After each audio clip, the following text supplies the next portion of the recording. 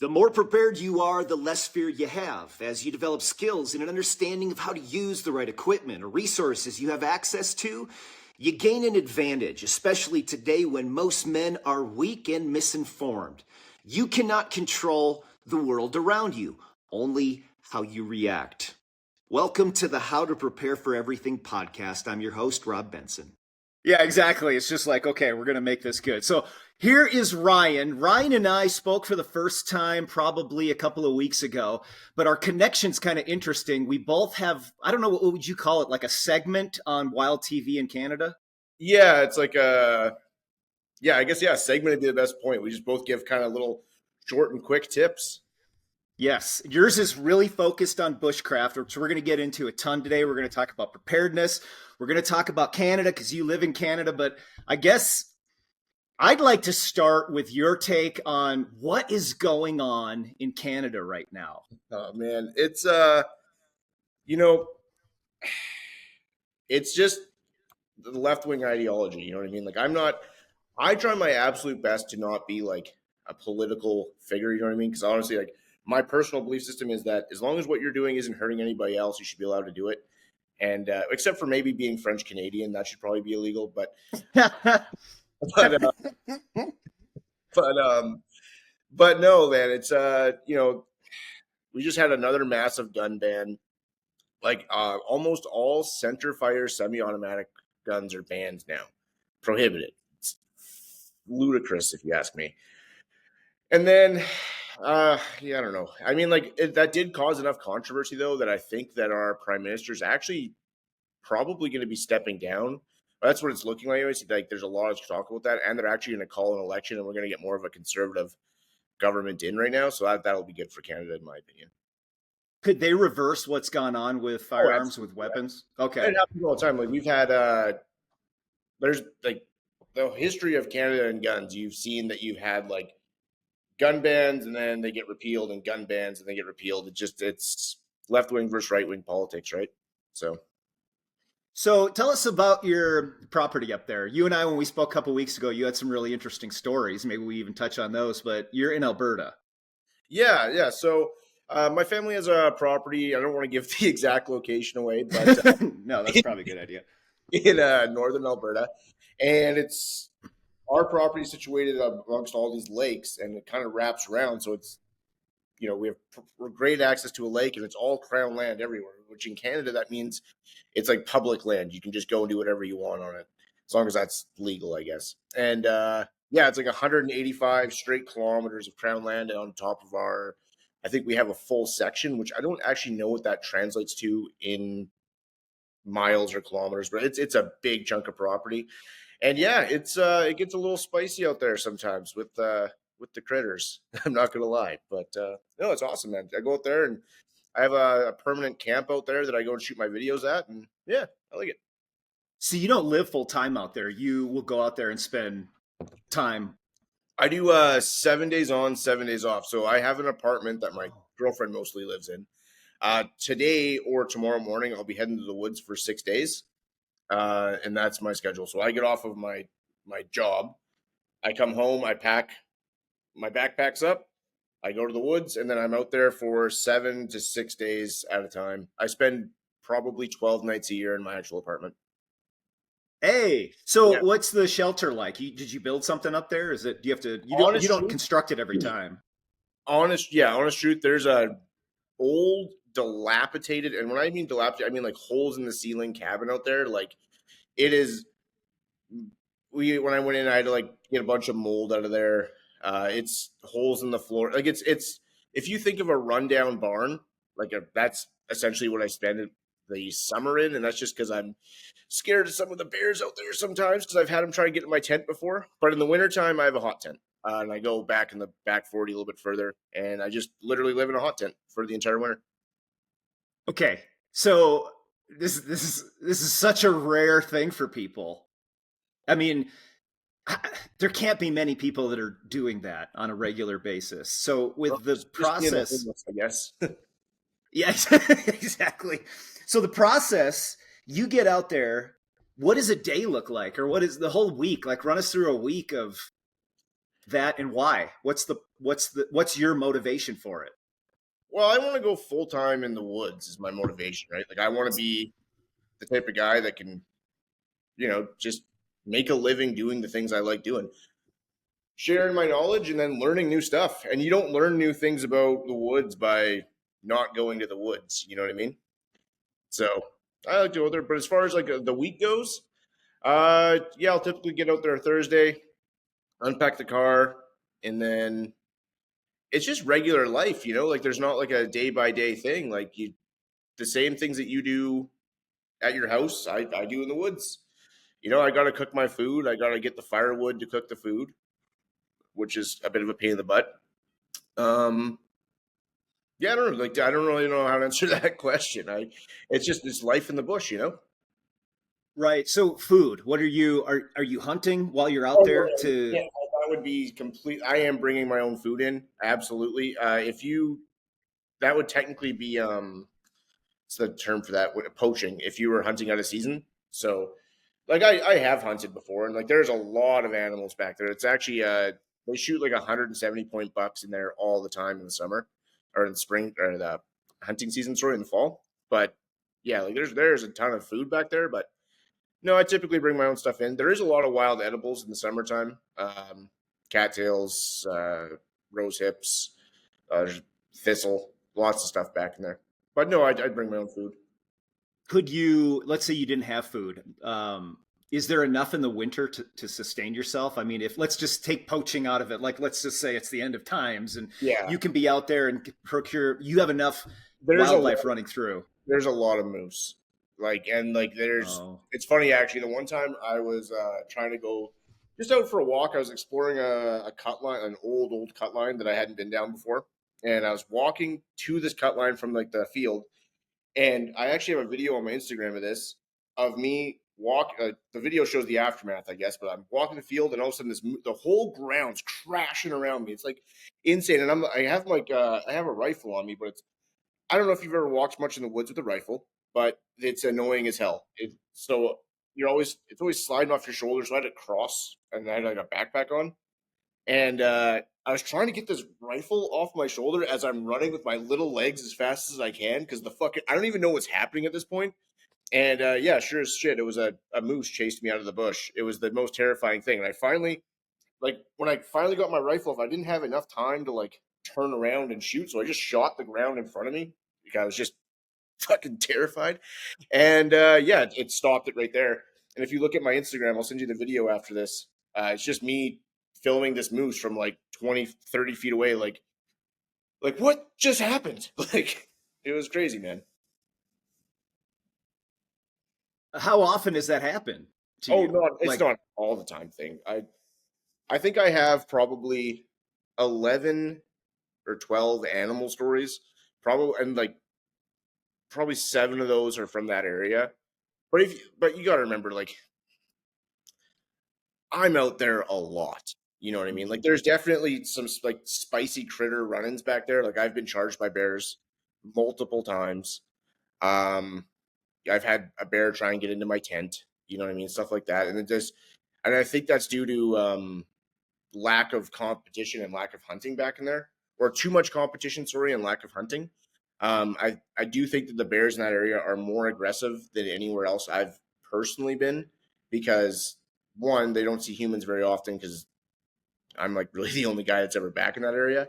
And two, there's the population density is so intense. I think that they're actually competing for resources by being aggressive to humans. Prime example is our neighbor up on the hill over there. She had a bear literally break into her trailer and wouldn't leave while she was in there. Terrifying. She had to bail out the back window. we And talking black bear? yeah, it was a black bear. Yeah, which is crazy. There are apparently like I've seen them on trail cams, but I haven't actually with my own eyes seen a grizzly back there. But Okay. the big hump in the back. I've seen them on trail cams. I personally have no experiences with them. But it is crazy because they're black bears. Like if you like, I'll go up to like Catamount in Alberta a lot, and I'll see a black bear, and I won't even. It's whatever. Don't care. Like they're gonna run away. It's not spooky. You know what I Yeah. mean? But for Yeah. whatever reason, in that like one little weird pocket I found myself, that's just not the case. And I found that out the hard way by, having a bear run at me at full tilt while I just was like, ugh. Like it was terrifying. I've got several, maybe two or three black bear encounters as a teenager in northern Minnesota, and the one was super interesting. We were in our tent; it was in the Boundary Waters. We were up in our tent, and we heard the sniffing. We knew, we could hear it. You can sense it on the ground. There's this thunking almost, and Yeah. there's this sense it's just this large creature that's just sitting right there and walking around the tent. And so we all got our backs towards each other with knives or flashlights or whatever we had. We're like, I think 18 or 19. And we just screamed as loud as we could after we slowly unzipped it so we could, get out. And that thing just tore off. But what advice would you give if somebody's in their tent and they're in black bear country, which kind of, I think black bear country is almost everywhere at this point. Yeah. What do you suggest? Get out of your tent. Your tent is a death bag. Like if you think about it, like everyone thinks that a tent is a situation where like you have some sort of shelter or concealment.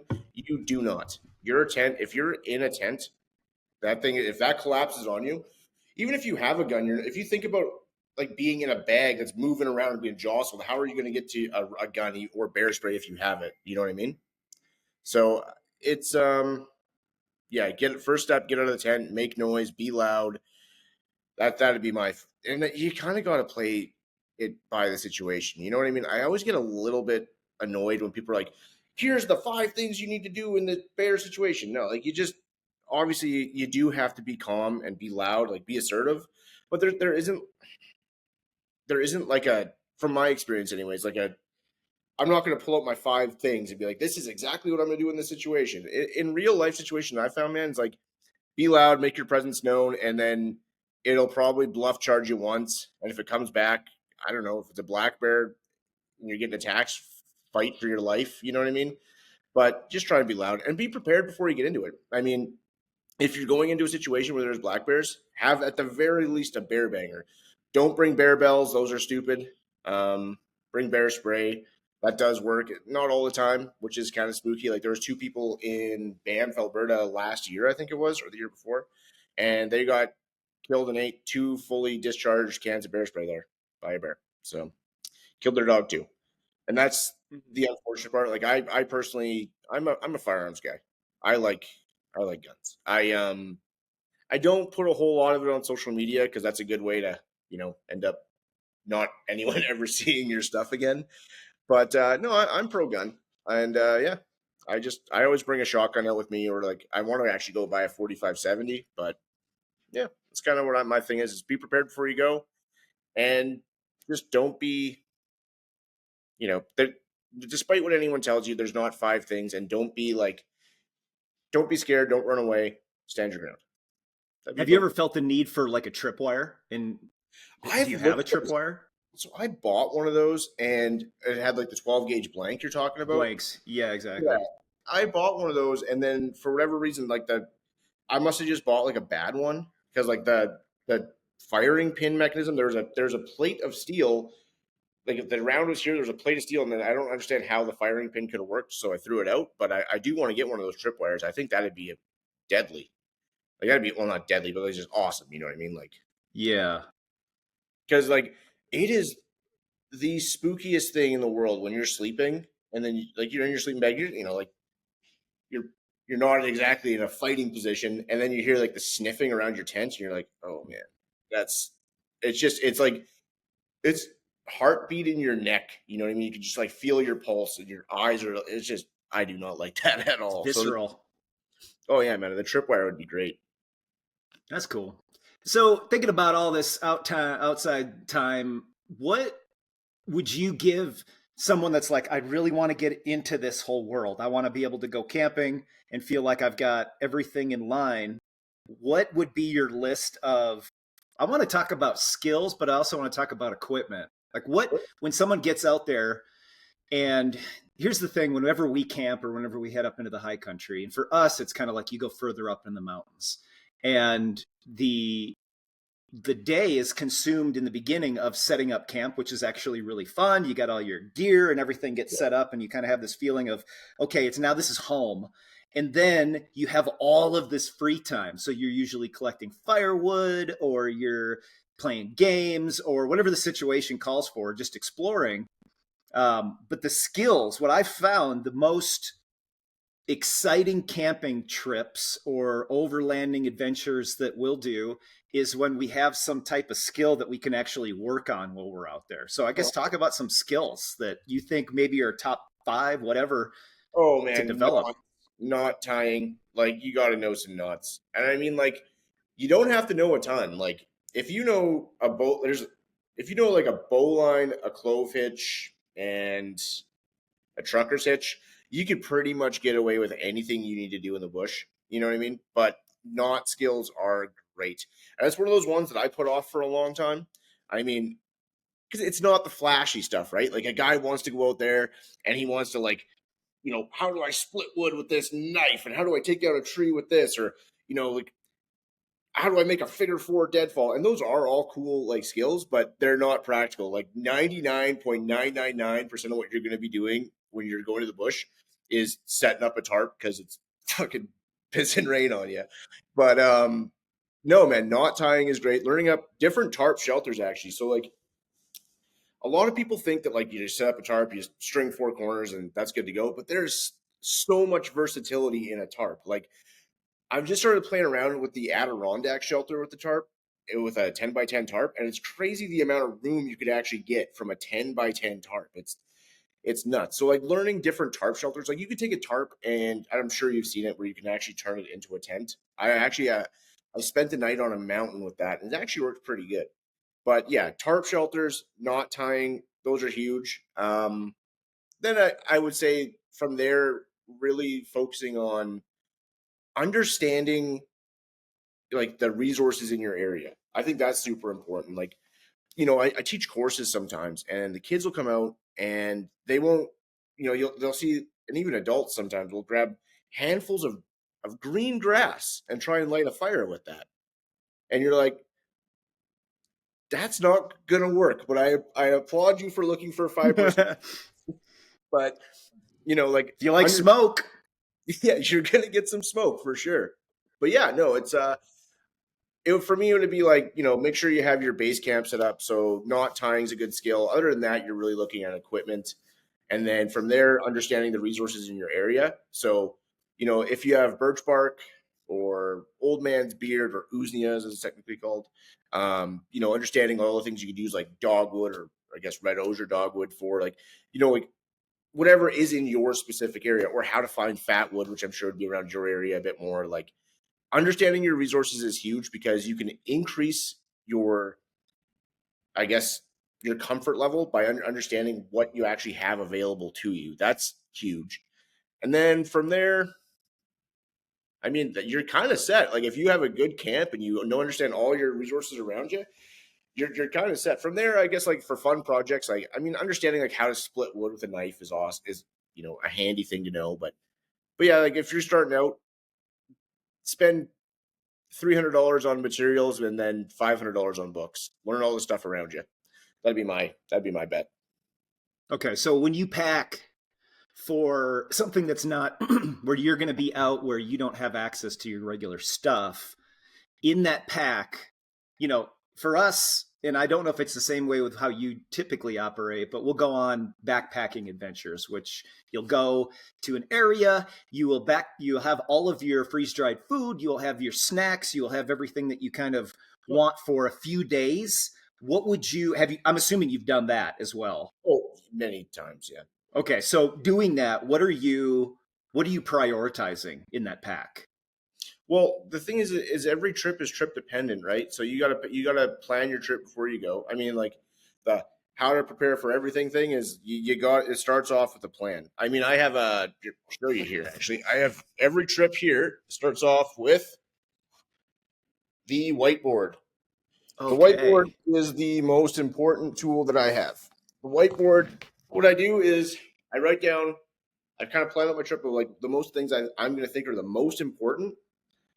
I write down those on the list, and as things go into the backpack, they get crossed off the list. But my point is, and that way I know that I have everything I need before I go.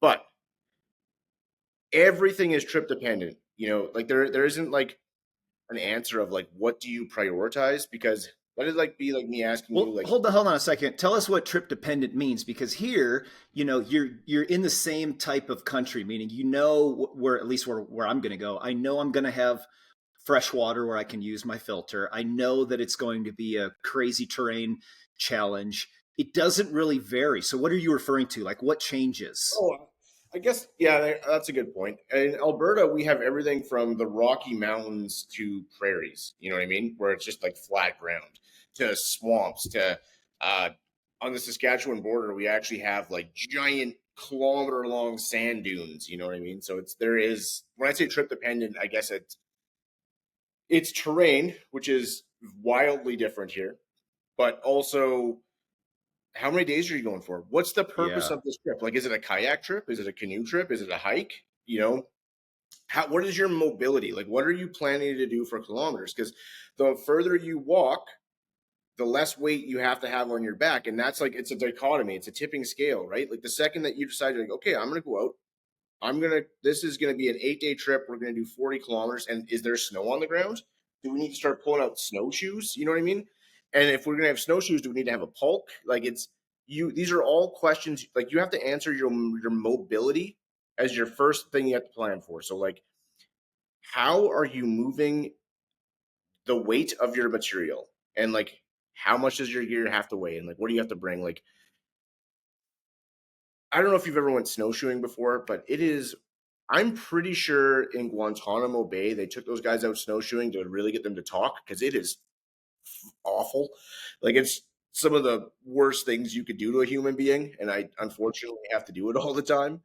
But How do you, deep how deep do you put the so here it's like you go one place and it's like, oh, we're going to go snowshoeing at 9,000 feet. Well, it's like 6 inches of snow and I'd rather wear my boots. But when it's 6 feet deep of oh yeah, snow, those snowshoes are like, whoa, that should make such a you know what because a lot of people, they're like, we're going snowshoeing and there's a few inches of snow on the ground. You're like, trust me, bro, you want to just wear your boots. You're just gonna yeah, there's no reason. It's the like 3, 5, 6, 10 feet deep of snow, which we'll get at, between 10,000 plus feet here in Colorado, where snowshoes are, you're getting a workout for sure. But at the oh same yeah, time, those snowshoes are keeping me elevated off dropping in, like 3 oh feet deep. absolutely, yeah. No, like, yeah. In my opinion, as soon as the sorry, I keep getting notifications here. My bad. But as soon as the snow is past like the top of my boot, I go snowshoes, just because Mm-hmm. I hate wet feet. And even if you're wearing like the top of the line gear and you have gaiters on and everything, I find snow always just finds its way in there. But yeah, about like a foot and a half, 2 feet of snow, I'm going snowshoes. Because like honestly, it's such a thing. So you think like, oh yeah, that'll make it better, but it's such more of a workout. Because what happens is like, you don't actually stay on top of the snow. You still sink down like 6 or 8 inches. And then like, as you do that, when you pick your snowshoe back up, it's just covered in the weight of snow. So you're just constantly like, yeah, it sucks. It's awful. And then you have to use a pulk too. Like, especially when you're getting, do you know what a pulk is, by the way? Do you No, ever use a I don't pulk? know what you're referring to. Oh, okay. So a pulk is like a sled that you pull behind you when you're in like, Oh, sure. Okay. I've it's never like, heard it called that. I don't know why. it's like that's like the original term, like the indigenous would Okay. call it. I'm pretty sure. Nice. Anyways, I could be lying on that, but um, it's I'm It's the sled you're pulling. I would just call it a sled. I sure. don't right. Okay. Yeah. So the whole idea is like, if you're in like really deep snow, like 6, 7 feet kind of thing, uh, the weight of your backpack is going to punch you through the snow, right? So you put your backpack in the sled, and that way you can stay. If this is the snow line, you can stay up here rather than, if I put 200 pounds in a point load, you're going to punch right through down there, and it just makes it way worse. But Do you yeah, guys snow. call it do you guys call it snow machines or snowmobiles? I call it a sled or a snowmobile. You know, uh, Snowmobile? snowmobile Or or a grabbing the sled. Sled, yeah, sled's good slang, but you don't call it a snow machine like they do in no, Alaska. no. I Okay. my parents weren't like brother and sister when they were before they. What about you? That's so good. Snowmobile. Yeah, yeah, But if you're just like, yeah, sleds. yeah. Um There's a company out of Canada, I think. Problem is, they always put their advertising in French, so that would go to your problem. Like I But they said, if have these that's little, one thing illegal, it might be that. But yeah, they have this little. You stand on it, and it's a sled that. Have you seen that? Like yeah, Wild Peak or I, Wild something? I watched the Outdoor Boys, like Luke from the Outdoor Boys, like go into Alaska, and he had one. It's literally, yeah, it's just a one man sled, and he literally would drove that thing through like 4 feet of water too, and it went right through. I have no Yes. experience with that at all, but that thing looks dope. I gotta look it up. But it's I think they retail at like 8,500, which to me it's like, okay, well I'm out right there. But Yeah, yeah, um, that's pretty fair. Give me can one sec. you? I can't even imagine being able to navigate that way with just stand. I mean, to me, like when I was a teenager, jet skiing was super fun. Like, oh, we're gonna get on the lake, we're going jet skiing. I mean, I haven't done it for a very, very long time, but the stand up jet skis were always 10,000 times better than the sit down. Do you know what I'm talking about? And so thinking about like a, I have never been jet skiing, unfortunately. it's okay. I have an aversion to the water. I'm Oh, you stay away from the water? oh yeah, man. I don't even have baths. Like I hate the water. Yeah.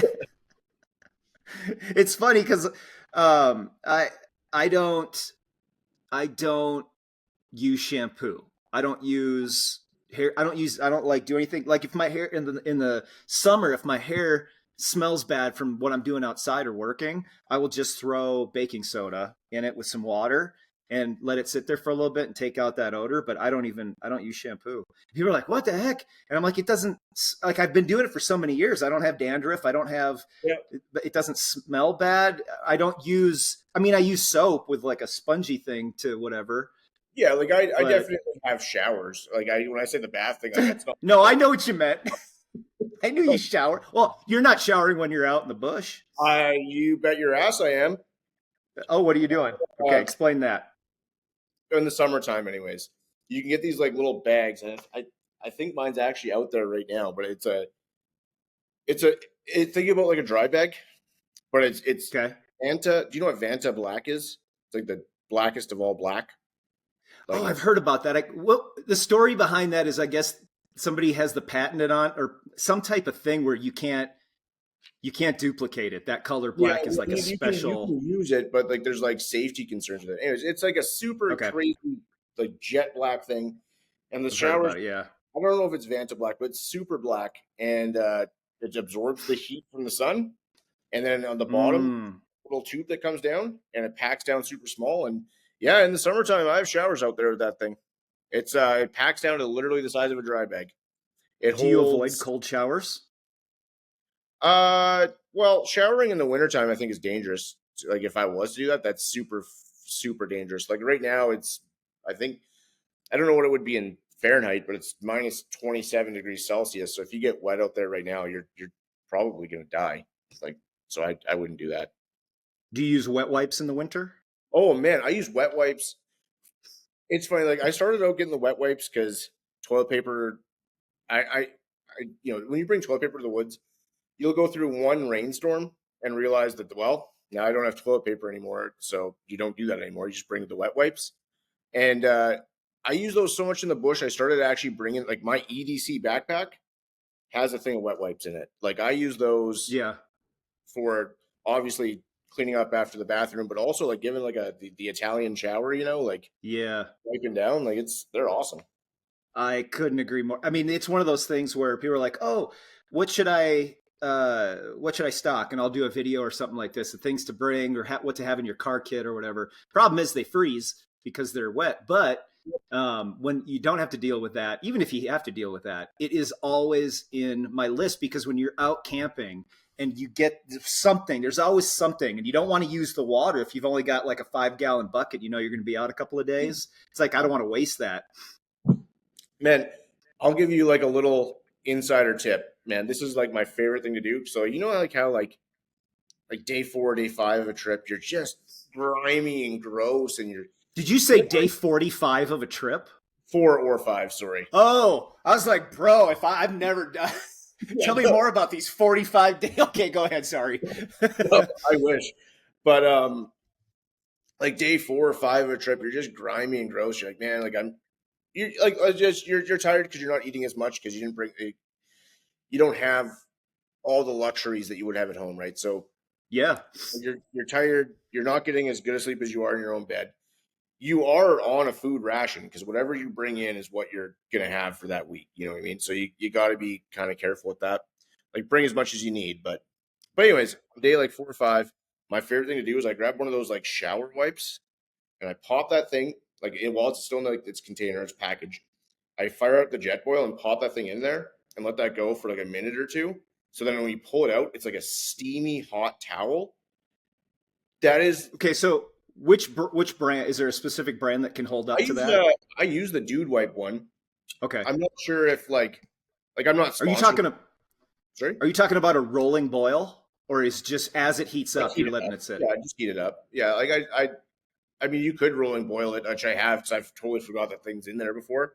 It doesn't really matter, but when you when you open up the package after, you just have a super hot towel, especially if it's like the shower wipes, like not like just the regular Mhm. wet wipes. Man, and like it's funny because that just gives you like a morale boost, like just being clean and like, I mean, you've had a hot towel on your face, that feels great. And like when Yeah. you're really back in there for a while, like it is a treat. I do that probably That a week out there. that is smart. I found the name of it's Wildscape is the name of the snowmobile for enduro adventures. It's so cool. It's just like handlebars. You got your thing and you get the track underneath it. You're standing behind it. And I would, I want one so bad, Dude, bro. I want one I today. the I want amount two. I don't want one. I want two. dude, the amount of terrain I could cover with that thing would be unreal. Like, there's the problem that I'm having right now is like, how do you? So I'm starting to do longer and longer adventures. Like, how do you pack without a resupply option for 35 days? You know what I mean? Because like that's what I want to start transitioning into, and like without having some sort of mechanical assistance. Because like even like I think like it's kind of at that point you start hitting like this like thing where it's okay, like the amount of calories I'm burning just by carrying the food negates a certain point of the calories that you actually need to be out there. You know what I mean? So it's it's kind of an interesting. I don't know. I'm trying to figure that out because like I mean like I don't want to be out there just eating rice, you know, or bringing a bunch of flour and bacon bannock. Like I don't, especially on like day like because I have done 20 days before.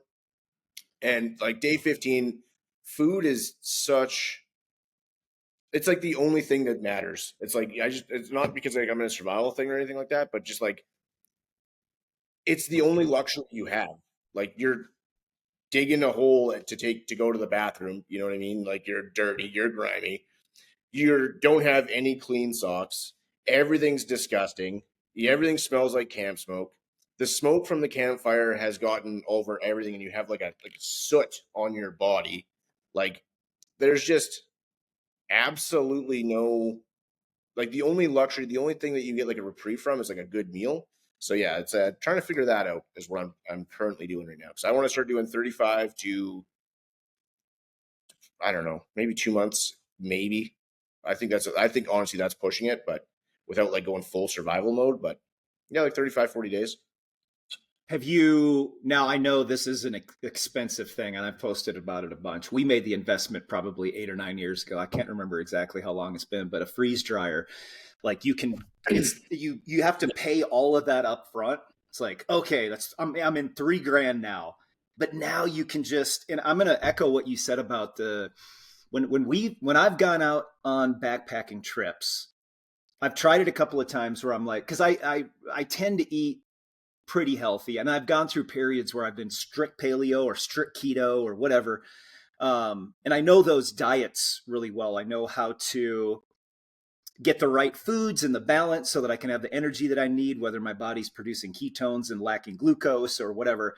And every single time that I've done a strict diet when I've gone backpacking, I was so mad. I wanted M&Ms. I wanted trail mix, but I wanted that trail mix just to be like some peanuts and M&Ms. It's Yeah, like, I you know. put almonds in there. What are you doing? I don't want almonds in there. That's disgusting. Throw it like cashews, all these fancy whatever. I just want a couple of peanuts and a whole bunch of M&Ms. And then I want beef jerky. I want like dry beef jerky. I want Oh, the steak, flavored drinks. dude. I hear Yeah, you. and I've tried it multiple ways before, and I'm always sad. I'm always sad if I didn't bring treats that I normally don't eat. Oh, you And have it's to. so true. And I believe there's probably purists out there that are like, I could survive 30 days with just, killing animals. I'm too spoiled in real life. Like, Dude, okay, so I one thing I get all the time is grouse. I oh, good. I like those, and but Yeah. you know what the one Explain process, like explain the this I kill know what real quick.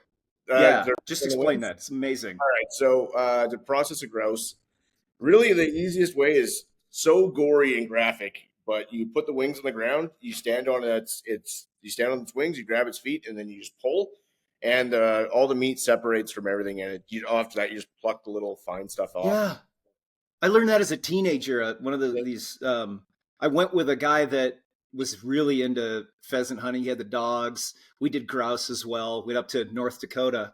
And the first time he showed me that, it was like 3 seconds. And here are these beautiful breasts ready to Yep. throw in a pot. And I was like, whoa. It is gory though. Like if you were to show that to like somebody that wasn't from the culture, they'd be like, what did you just do? Like, well, it's the same with dispatching rabbits. I think a lot of it's really not understood how to dispatch a rabbit. It's very similar. There's a little hook on a wall you pull down, and it's it's very simple. Yeah, exactly. And then here's this meat.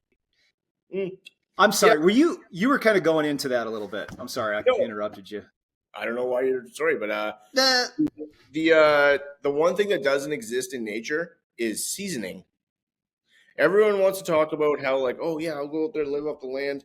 Man, have you ever had like super dry, flavorless chicken? Because like without seasoning, that's what grouse is. Like I'm just being honest. Yeah. Like everybody puts all this like food from the land up on this pedestal that it is not. Like, do you know what tastes great? A cheeseburger. Cheeseburgers taste fucking awesome because they have all the sauces and condiments and all these things. Dry, flavorless chicken doesn't. That's what grouse is. Like, just honest truth. Like, you could be happy to go out there and participate in your community, like, and go out there to the woods and be proud of the fact that you can procure food. But let's not like pretend it's something that it isn't. You know what I mean? And that's just the honest truth. Like, it's most stuff that you get. Like, I have done a lot of this, like living off the land stuff, because that's where I'm trying to learn how to do a lot more the last few years. But it just, the real truth is like, it's not very good. Like, potato chips are great because we designed them, because we were like, the reason why we have all these seasonings, and the reason why like literally spice used to be one of the most valuable assets in mankind, is because food without seasoning kind of sucks. Like, there was wars fought over spices. Like, and that as far as like luxury goes, that is the downside of going out there for a long, long time. And as you were saying before about like how you're kind of coddled by the modern world, like all of our food tastes great. Almost all wild edibles, except for like berries, are not good.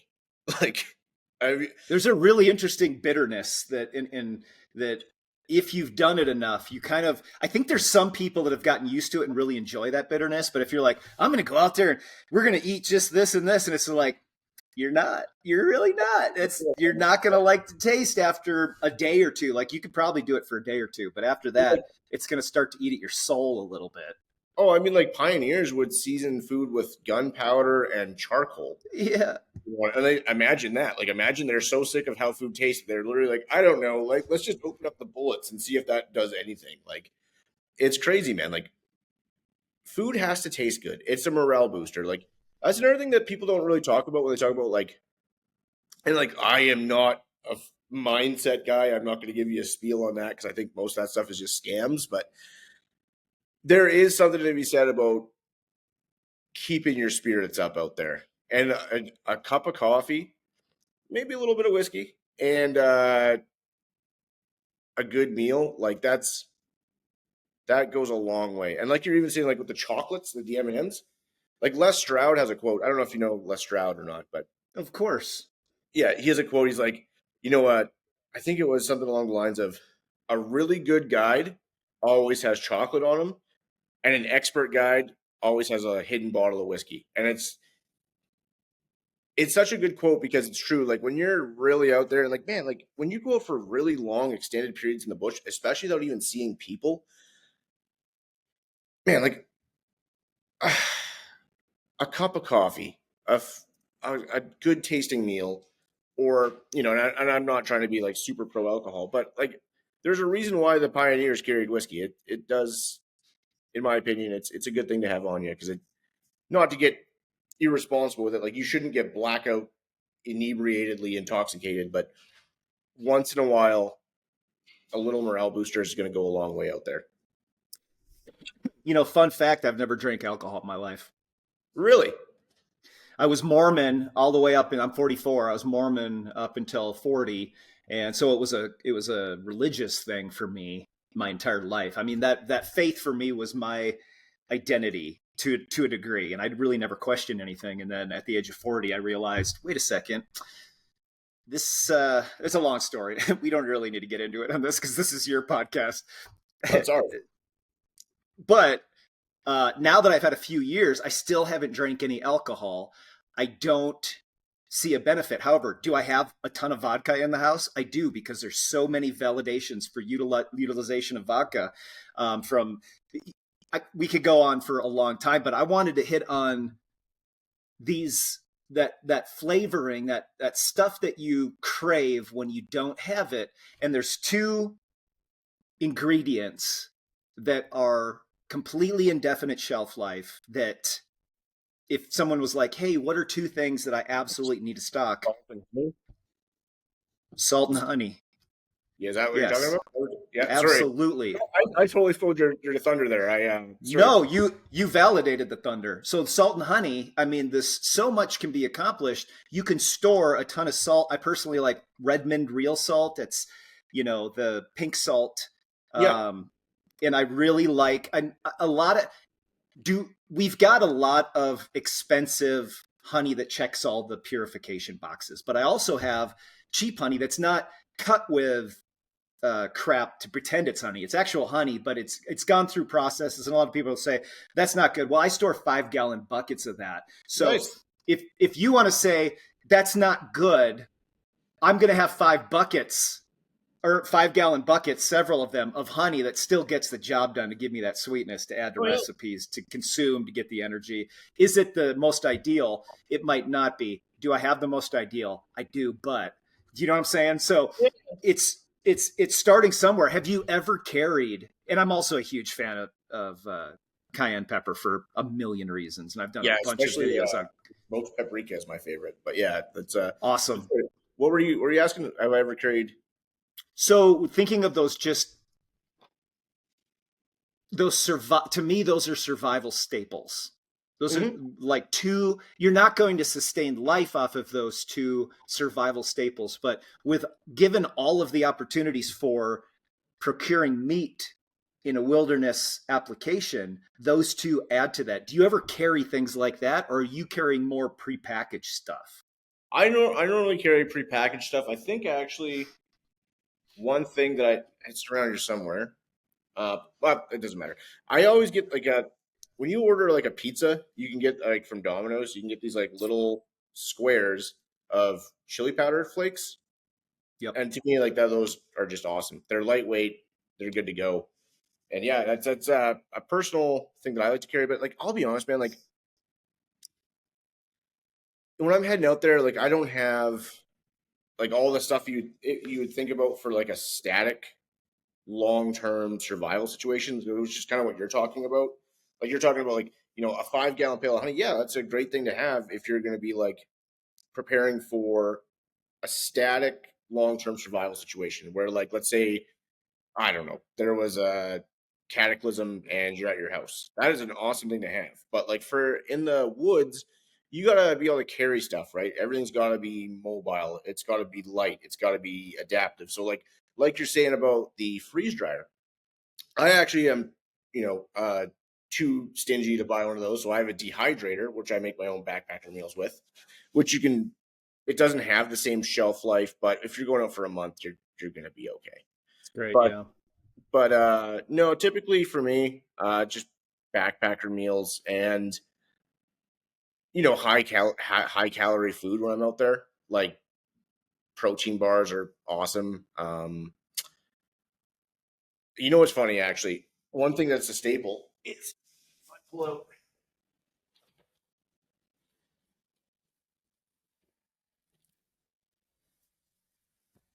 Just 1 second here, sorry. That's all right. I'm just pulling my chest rig down off the wall. And one thing that I always have in my chest rig is the guys. And these are garbage food. You should never eat these unless you're disgusting like I am, I guess. But they're really low quality, but they're cheap and they're delicious. And also the wet wipes. But yeah, no, that is stuff that I keep on me, like close to the chest, ready to go, because these are really high in fat. They're really high in calories. And as much as I hate to admit it, I like the way that they taste. But that would be like my go-to keep them on me snack is hot rods. They pack down small. They're away from the they're obviously not going to get contaminated, and you get a little boost from them. Now, our content that we both produce for Wild TV, for just online social platforms, and I do blog posts as well. Do you have blog posts? Do you have a blog? Not really. No, I Okay. just started doing videos like a year and a half ago, so I don't really even know my way around everything yet. I'm still just kind of getting into it. It's been about the same. Now, I've been doing videos on different topics for quite a long time, but as in focused with just that survival aspect and understanding how to be prepared for everything, which doesn't mean that you're going to have the answer to be prepared for everything. It means that you're developing the skills and the resources to have the ability to be prepared for everything. And that's what, talking with you is so vital, because we cross mesh, because everything that you do on a larger scale than I do, I believe strongly in. I have the equipment, I've developed the skills for those things, and I enjoy it. Like, there's nothing more. It's hunters, it's bushcraft. Those two are naturally, without admitting it, are preppers, for a lack of a better term. You're going to be more prepared than most people. So how much of your bushcraft stuff has come into play with trying to prepare for the unexpected things in life? It could be job loss. It could be a supply chain breakdown. It could be like we're dealing with now. Government overreach in Canada is insane, and there are restrictions. Go ahead. I'll say this. Like, I don't really think that, and this is maybe just my own personal opinion, and I know a lot of people disagree with me on this, but like, I don't think it's ever going to get to the point where like I'm going to need to use my survival skills to survive. You know what I mean? I don't see that ever happening. But I will say this: I am literally surrounded by probably a lot of gear. Like if the inside of my place looks like a really unorganized Cabela's, like it's it's like Bass Pro Shops here. I have every tool you could ever want. I have 1 second. Literal off-grid power, tons of solar panels. I have knives. I have all the cutting tools. I got thousands of feet of paracord. I have stoves, canisters. I have, you name it, I have it. I have anything you could ever want, like backpacker meals. I got tons of them. I got, cases and cases of water here to bring out. I have those 40-liter water jugs. I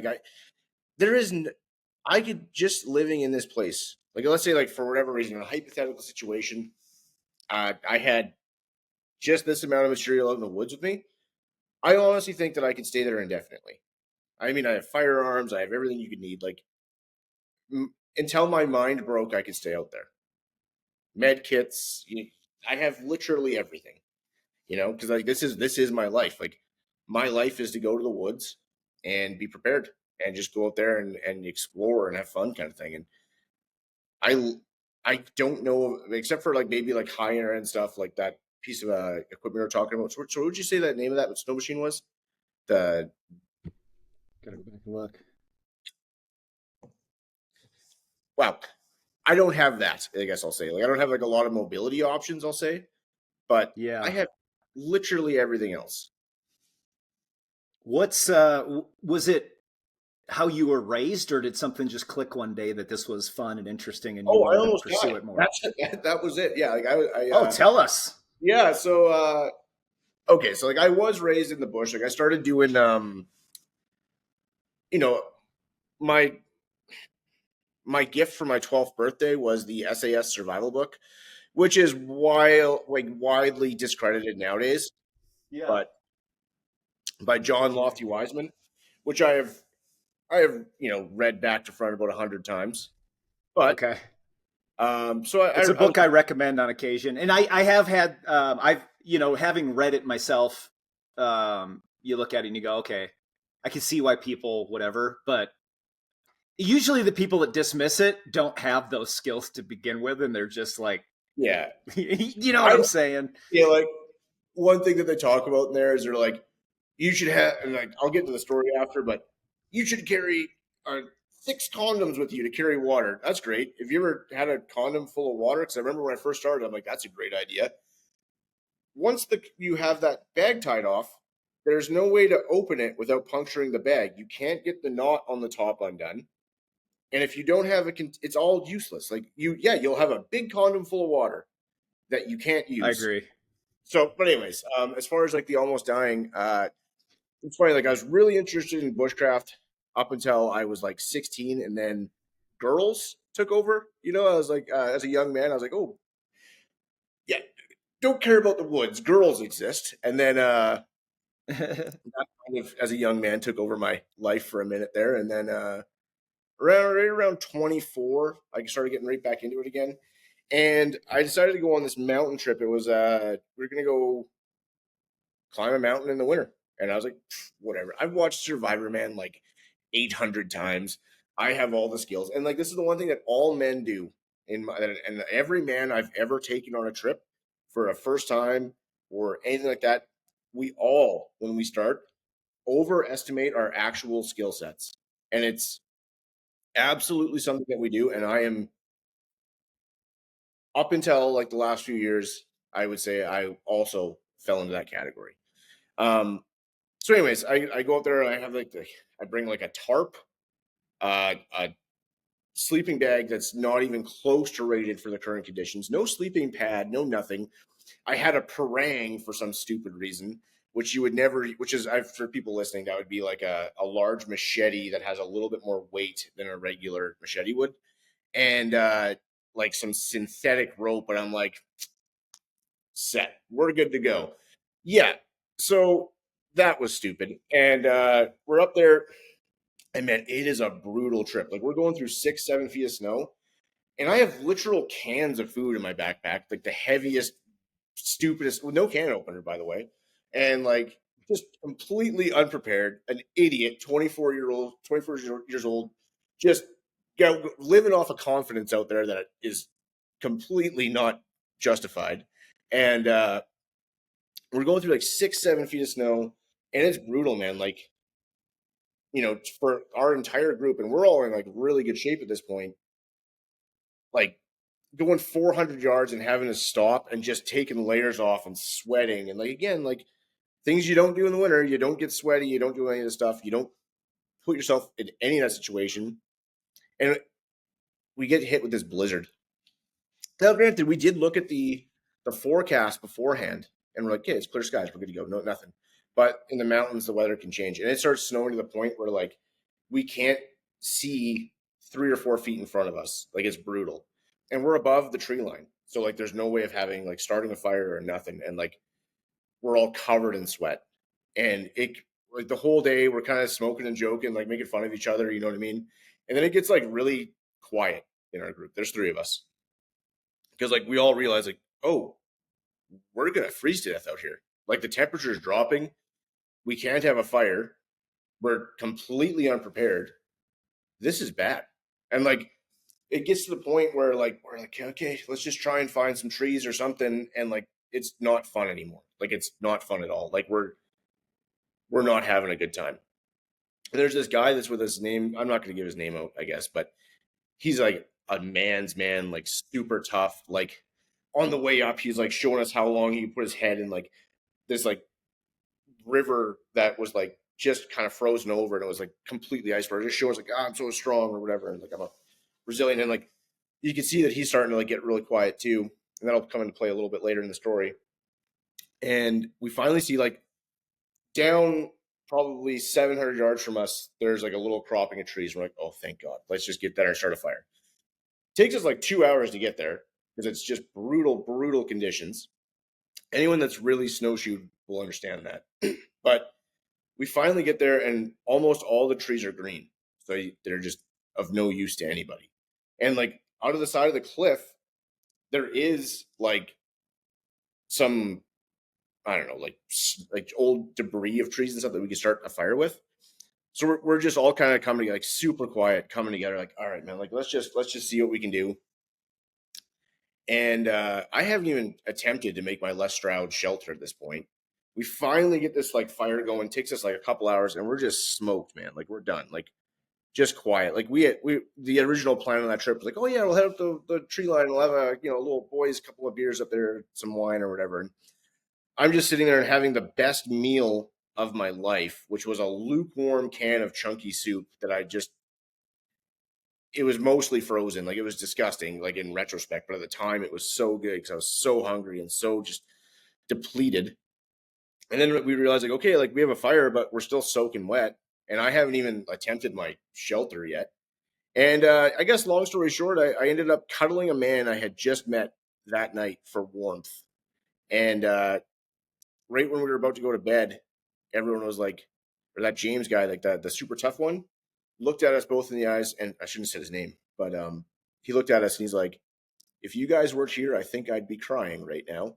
And like it was brutal, man. Like I literally almost froze to death. Like it was a super close call. Like I'm probably not doing a justification, but it was bad. Explain that feeling of cold. Because I'm gonna tell you now, not everyone that will listen to this has experienced that. How would you? Well, the first thing that happens, Morse Kohansky. I'm sure you've heard of Morse Kohansky. He does that. He always talks about the test, and the test is if you have your hand, if you can do this, you're not cold. The first thing that happens when you get really cold is you lose the ability to actually use your hands. So explain what you just did. So you take your thumb, you go to the pinky, to the ring finger, to the middle, and if you have that dexterity, you have full circulation. You're good to go. As you start to actually really get cold, your body takes your circulation from your hands to your extremities and focuses on keeping your organs warm. When you can't move, you're starting to get cold. The first sign of like going hypothermic is like you don't have the ability to do that anymore. So it's not just that you're cold; it's that your body isn't even working the way that you need it to work. Like to affect survival, you need to have like actual body parts doing what they need to do. And that's actually one of the reasons, side note, that a ferro rod is great because to work a lighter, to manipulate a lighter when you actually need it the most is that same kind of range of motion. Whereas a ferro rod is a fist and fist. You got your knife and your striker, your ferro rod, and it's just fine. It's not fine motor skills. It's just blunt. It's easy. But that type of cold is gnarly, man, because like especially when you're covered in sweat, which anyone listening, do not get sweaty, do not get wet in the mountains or in the winter at all. The most important thing is to stay completely bone dry. But once you have that layer on you of like that moisture, it begins to like hyper cool you.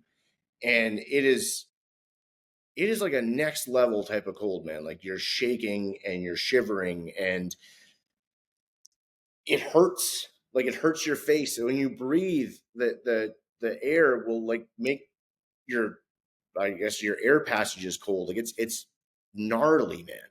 It is brutal. And like it is just all of your survival instincts that you have are going like, yeah, I can't be in this situation right now. It's like it is insane, man. It's the worst feeling ever. Yeah, not having control over I don't you don't call them convulsions, but it's almost like convulsions where your Yeah, body you're just your muscles are yeah, you can't you couldn't hold a cup with water in it. no, you couldn't. And like the thing that's like crazy is like even inside your gloves, your hands, like they don't warm up. Nothing, because you have no circulation. Like when the circulation goes away, you're in serious trouble. Like because you without like putting heat into your body from a fire or like a really hot cup of coffee or something, like you're actually approaching death's door. Like you are on the way. Were you able to start a fire and create shelter in that situation? Oh yeah, we had like this is before I was even like into bushcraft at all. So like as far as the shelter goes, that guy that's talking about, he had actually brought a tent, and I was spooning him for life. Like I literally was, I had met that guy that day, and I was holding on to him throughout the night. Like, oh my god, How do you go on an adventure like this with a dude you just met? How's that So happen? my cousin knew him, and I was going on a trip with my cousin, and he invited that guy Oh, last week. Yeah, makes sense. but yeah, no, like I literally was just like cuddling this guy for warmth, and it was brutal. But as far as the fire goes, we had went with like I honestly think that they're napalm, but those little dragon liquid fire starters, you ever see those? Hmm. They're like a little gel pack that you pull out. You seen those? Yeah. And those saved our butt. We just threw those What down. Sorry? what okay, so the ferro rod, I'm a big fan of the ferro rod. I would prefer to have a ferro rod above anything else personally. Yep, me What too. good. What explain the dynamic of how that works. He did a little bit, but and then rate for us ferro rod being number one. It sounds like what are other backups because we know redundancy how important that is. One is none. Two is I one. disagree with that statement actually, and I know Okay. that I like you should. Okay, if we go with the In what mentality, context? Because there may be different contexts to this. Because if I have a home base, that's true. If I'm going out, and I'll say one thing that I didn't really mention before, but the thing that I've learned about backpacking over the years is less in a couple of day trip. I'm not talking about like long term. I'm talking you're just going out for fun into the backcountry, and you're going to head up in elevation. You're going to go for 3, maybe 4 nights. I have found that I have so much more enjoyment when I pack almost nothing, just some basic essentials and some treats, what I know I'm going to use. Anything yep. extra, like a seat, like carrying a little chair. I did that in the beginning and I'm like, that's going. You just learn little things like packages of band-aids. Okay, I'm just going to wrap some Leuco tape. There's certain things that you learn I can just pare down to nothing. And it's always more enjoyable. So I know where you're going with this, but there is 2 different aspects. It's one is home base and preparedness, and then one is that particular adventure. But go ahead. Well, for me, it comes down to weight. Like, okay, if one is, and I think that's an old Marine saying is that one is none, two is one. I think that's where that originated. I'm not sure though, but and it makes sense, right? Because like, if your one item breaks, you have nothing now. You're absolutely screwed. But here's the other thing that people don't like consider is like you have to carry these items. So like, you should have really high quality items. Like for me, reef knives all the way. That's my favorite blade. I've broke Moras, I've broke Gerbers, I've broke LT Wright, I've broke a ton of knives. I love my reef knives. And like they are expensive, but you get what you pay for. And that's in my opinion with anything. If you're shopping on Amazon for like the Amazon special for your gear, you're doing it wrong. Now, the reason why I say this, like everything has to be mobile, right? So like buy a ferro rod. And if you ever watch any of my videos, you'll see I always have it around my neck. I don't carry a knife neck carry. I always keep my ferro because that's crucial to my life. I can get by honestly without a knife out there. I can get by without a lot of things, but without fire, yeah, you're kind of screwed. That does so much for you.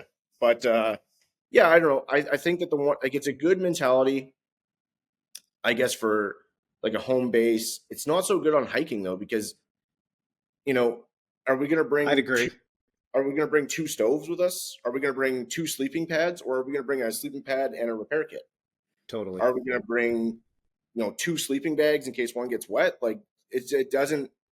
There are certain things you should have redundancy on, and I guess maybe fire would be a good one. And actually, to be fair, I carry a ferro rod, and I also keep this guy.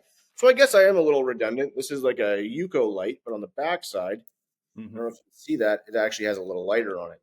And I do keep that for going to the bathroom in the middle of the night, just in my chest rig. So I guess I technically do have redundancies. But yeah, it all has to be within the context of your trip. And it comes down to like proper planning. It comes down to knowing exactly the conditions that you're exposing yourself to before you expose yourself to them, and buying high quality items that are not going to fail you.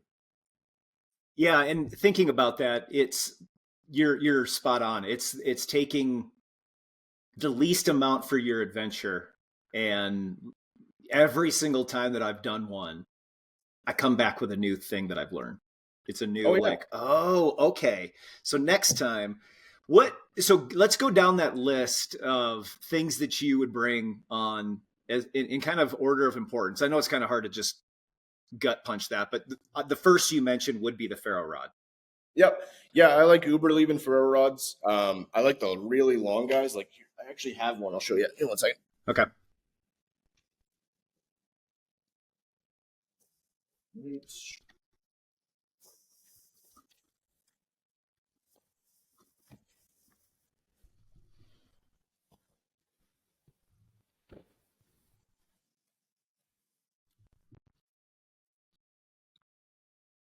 So this is my current ferro rod setup. As you can see, that thing is massive, well used, and it has the lanyard on it. And this is honestly my favorite way of carrying a ferro rod, because it's my most used tool. Like, anytime you want to make a snack out in the woods, you need a fire. You need, even if you're lighting up your stove, use the ferro rod. And honestly, I really do like the Uberleben ferro rods. They absolutely like just shower sparks, you know. So that's my laptop. But yeah, no, I'm a big fan of the Uberleben ferro rods. Those are big. Paracord.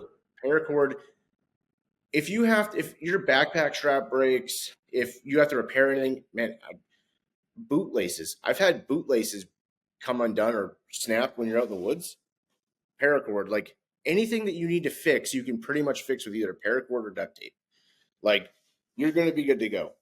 So yeah, definitely paracord is huge. A high quality knife, and understanding your knife, really. And I know it sounds silly, but like, and something that I've actually been learning lately is like, I actually tend to stay away from new knives as much, because like it's like when you really become intimate with a knife, it's such a weird thing, man. Like, it's like you know it in a way of exactly what it's getting. I don't know. It's so hard to explain that. I know what you mean. I have a kind of a dual purpose for.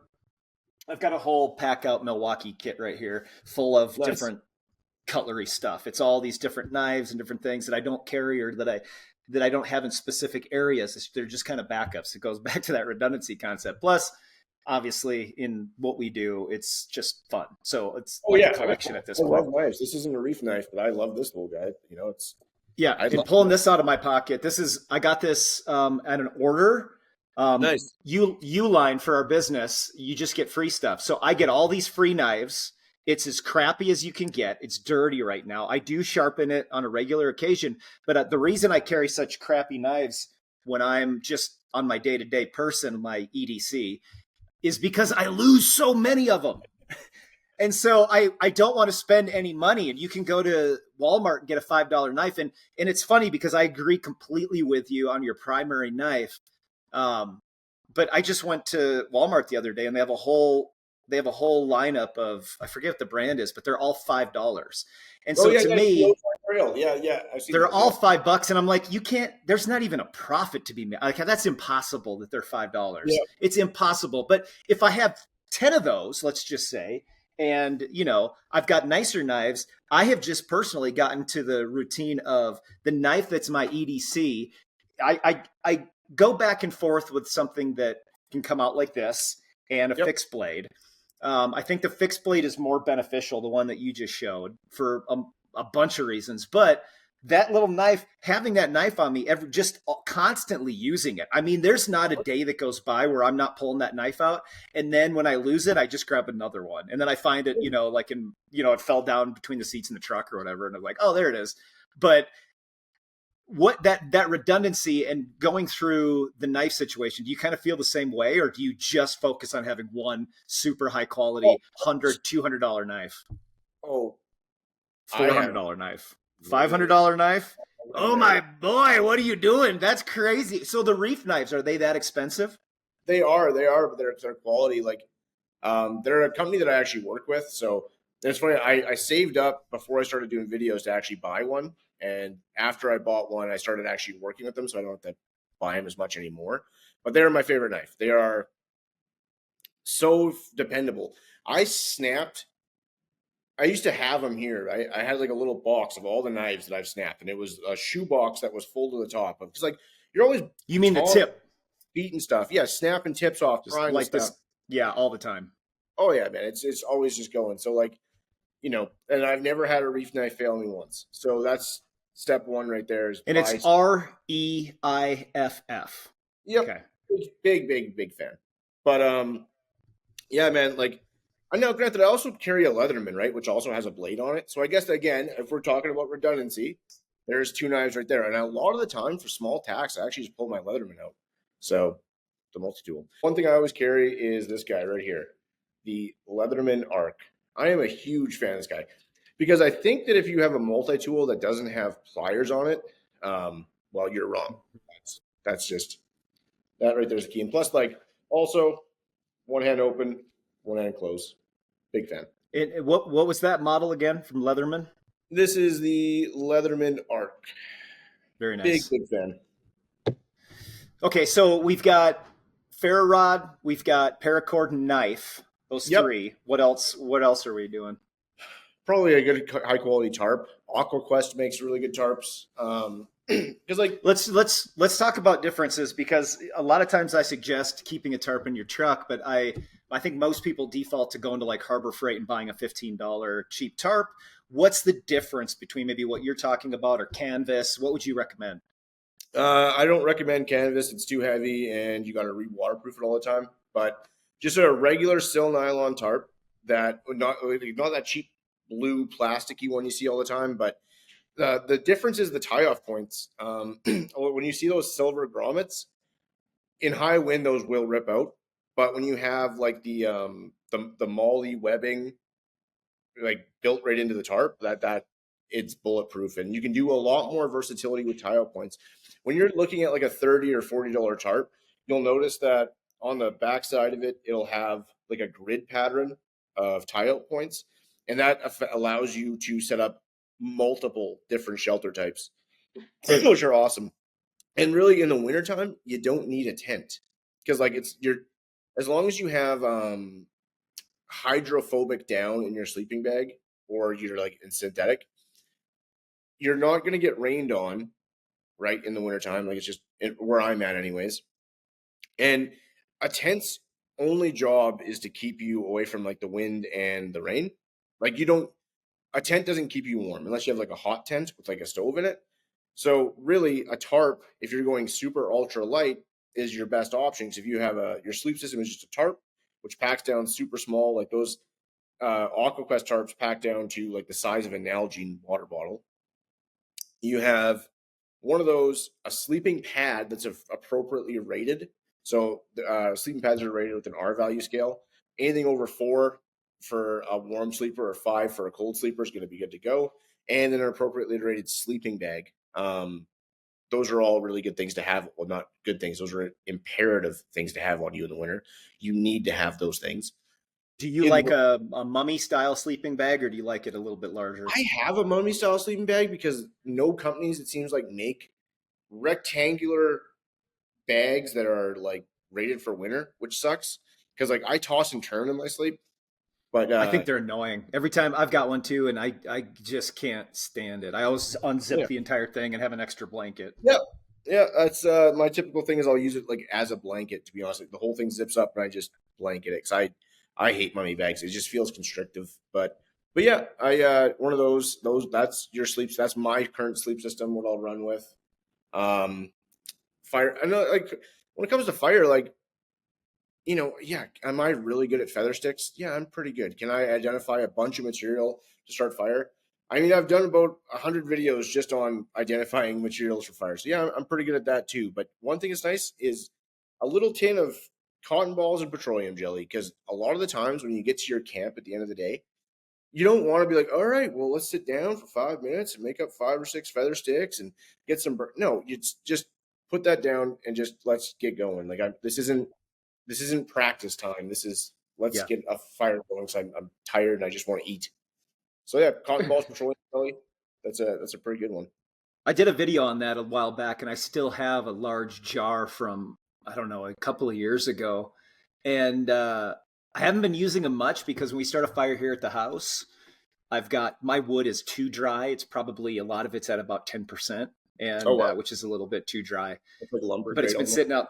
It's been sitting out in the sun. But I could just light a little piece of paper, and that log will catch on fire, Oh which wow, is awesome. It burns too fast, but I do have all of those, and it's incredible how fast the process of starting fire is when you've got that. There's a company that makes those little.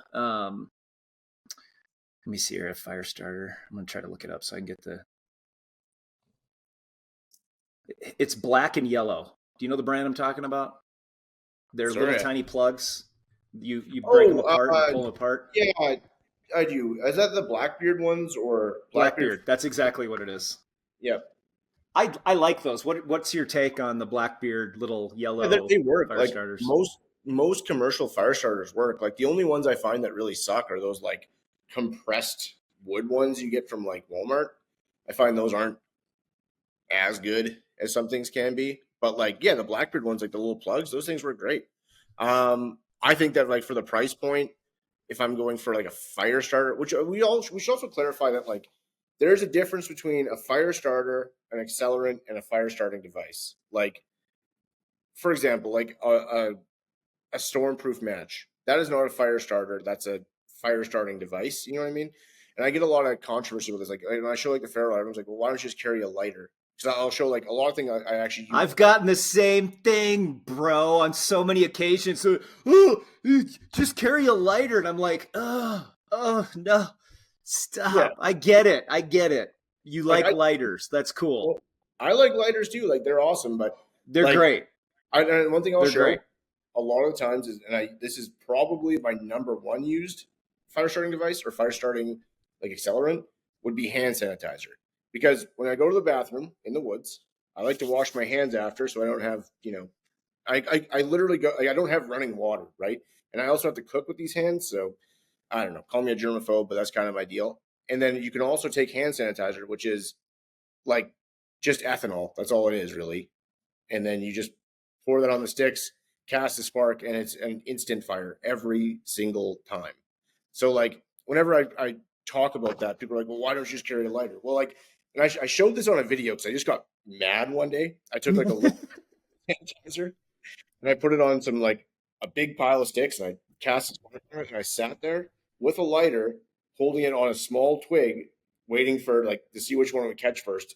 And the one in my hand took like 2 minutes to catch, where I already had like a big pile of flames from the hand sanitizer. It's people just man, and I'm sure you've seen this. Like everyone has an opinion, but I really think that some people just watch too many videos and don't go out there and like actually do things. You know what I mean? Like, yeah. So the petroleum jelly, the like Vaseline, that's white petrolatum, I believe. But Vaseline, um, I understand I understand when people are like, oh, that's a petroleum product. Don't use that. Don't put it on your body. I've got a large one in my truck.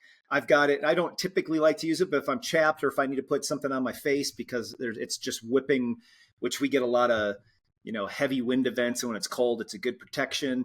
It starts fires. You can use it to balance out like a cotton ball or just to help it start that fire. Is that something that you carry or? Well, I'll carry like I'll carry like the cotton balls and petroleum jelly sometimes. And like if you ever need the petroleum jelly, you just could open up the container and take it from there, right? Because like Yeah. I go really heavy when I make my mix of petroleum jelly and cotton balls. Like typically, like what I'll do is I'll get like a big mixing bowl out. I'll put all the petroleum jelly in there. I'll drop 100 cotton balls in and just stir it up. And that is a lot more petroleum jelly than it would be otherwise. One thing I've noticed I've used it for when covering kilometers is actually the inside of your legs, where it rubs on your pants and stuff. That's a good spot for that, because you will chafe when you're covering kilometers. It just happens. Like where your arm meets your side a lot Yeah. of the times too. And I'll just take a little bit of that and pop that in there. And that Yeah. there's a little bit of reprieve. I feel like I need to talk about that again because it's been a while, and I obviously there's better products that you want to use at home on a regular basis, but as a multi-purpose, it can store in your truck. It can get super hot. It can get super cold. It doesn't matter. It just Oh yeah. is there when you need it. And it serves multiple purposes, and a lot of what I think. A lot of what I talk about is multi-purpose stuff. So stuff that can Absolutely. last a long time and serves multiple purposes. So going back to that list, we've kind of gone a little bit further. What else would you kind of cap that list off at? For stuff that I always have on me. Not necessarily always have, but you're heading out on an adventure and you're going to be gone a few days. You're packing. Tourniquet. I think that's pretty important, and an Israeli bandage. I mean, like when we're out there, especially way back in the bush, you should have a tourniquet and know how to use it. If you get a bad bleed out there, which can happen, like not even just from using a cutting tool, like you could fall down and puncture your leg on a branch. That's absolutely plausible, and it happens. Like, and you could just literally trip and die. Like, so having a tourniquet, understanding how to use it, having an Israeli bandage in your med kit, super important in my opinion. I have luckily have never had to use that. I have had to splint a broken foot out there with my uncle one time. So like having like a decent med kit is super, or not a broken foot, but a broken ankle. But that was that's a good thing to have.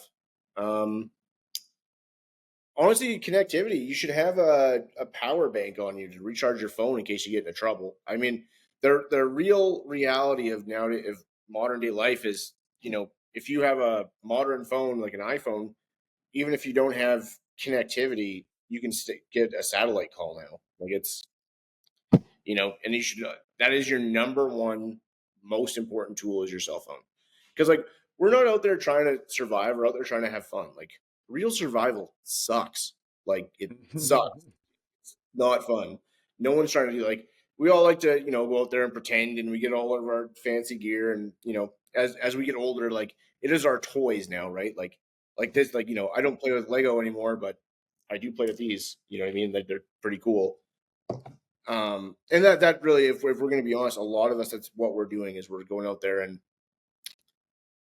the things that we enjoy now, no one enjoys real survival. Like it's, and I don't know if there really is such a thing as real survival anymore. If, as long as your phone's not broke, if you could actually just call somebody, that doesn't mean you shouldn't understand how to take care of yourself. And that doesn't mean you shouldn't learn these skills. Because one, in my opinion, like learning these skills are super, super, super fun to do. And it's super important to learn. And it's, in case anything did happen where you couldn't get someone out there, it is nice to know these things. Absolutely. And if you're going to be out in the woods, you should know how to make a fire. Like you should be very well adapted to that, especially if you're going out solo, like I do a lot. You should have a basic understanding of how to stop bleeds. You should understand what a proper sleep system is, because you could go to bed cold and never wake up again. That is absolutely a thing that can happen. You fall asleep and you're like a really crappy shelter, or you don't have enough insulation from the ground, you might just not wake up. And that is the truth. Like that absolutely can happen. There are things you need to know, but I try not to get super.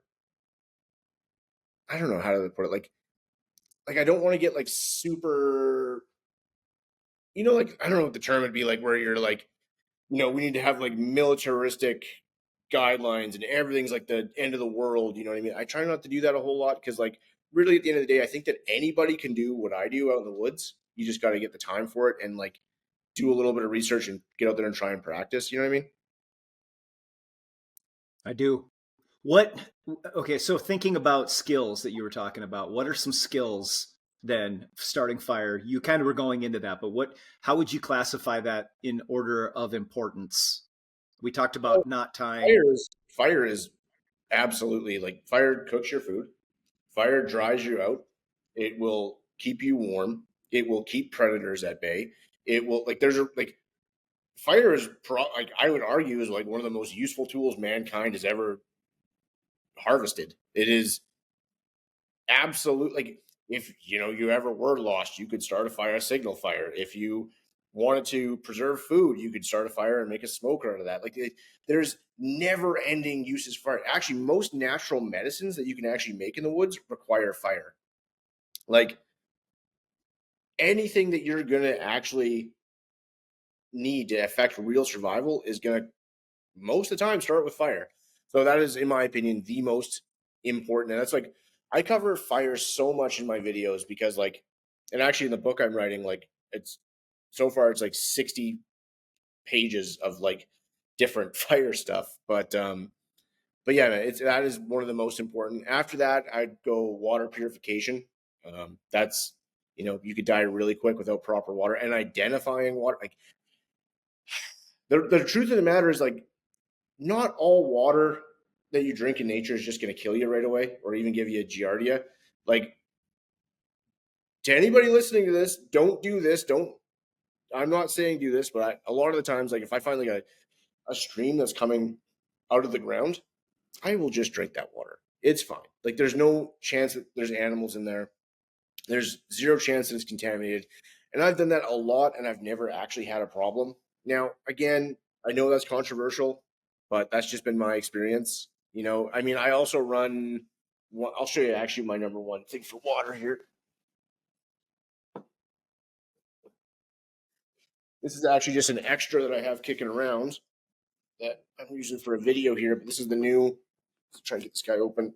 Is it the Grail? Yeah, I'm a huge fan of these guys. Understanding walk through what a Grail is and why you prefer that, and how it's housed, the type of material. All right, so this is the new titanium version, and there's like a couple of really awesome things about this. One is that real quick, explain why titanium is so beneficial when you're trying to pack light. Oh, it's lightweight and strong. I mean, if we bring stainless steel or cast iron out there, it's going to be heavy. Sure, it's going to be more durable because like if I grab this titanium and I squeezed really hard, I could probably distort that. And that is one of the downsides of like most titanium stuff. But I've never really had an actual problem with it, but it is super lightweight. It is super heat resistant. It won't warp underneath heat, which is super important because a lot of steels do. Yeah, I'm a big fan. But how the Grail works, you fill that up with your dirty water, and then you take this guy, you crack the top here. I'll try and do this on my knee, and then you just force this filter through, and when that forces through, you now have clean water. It's the best tool that I know of. I actually EDC this exact bottle.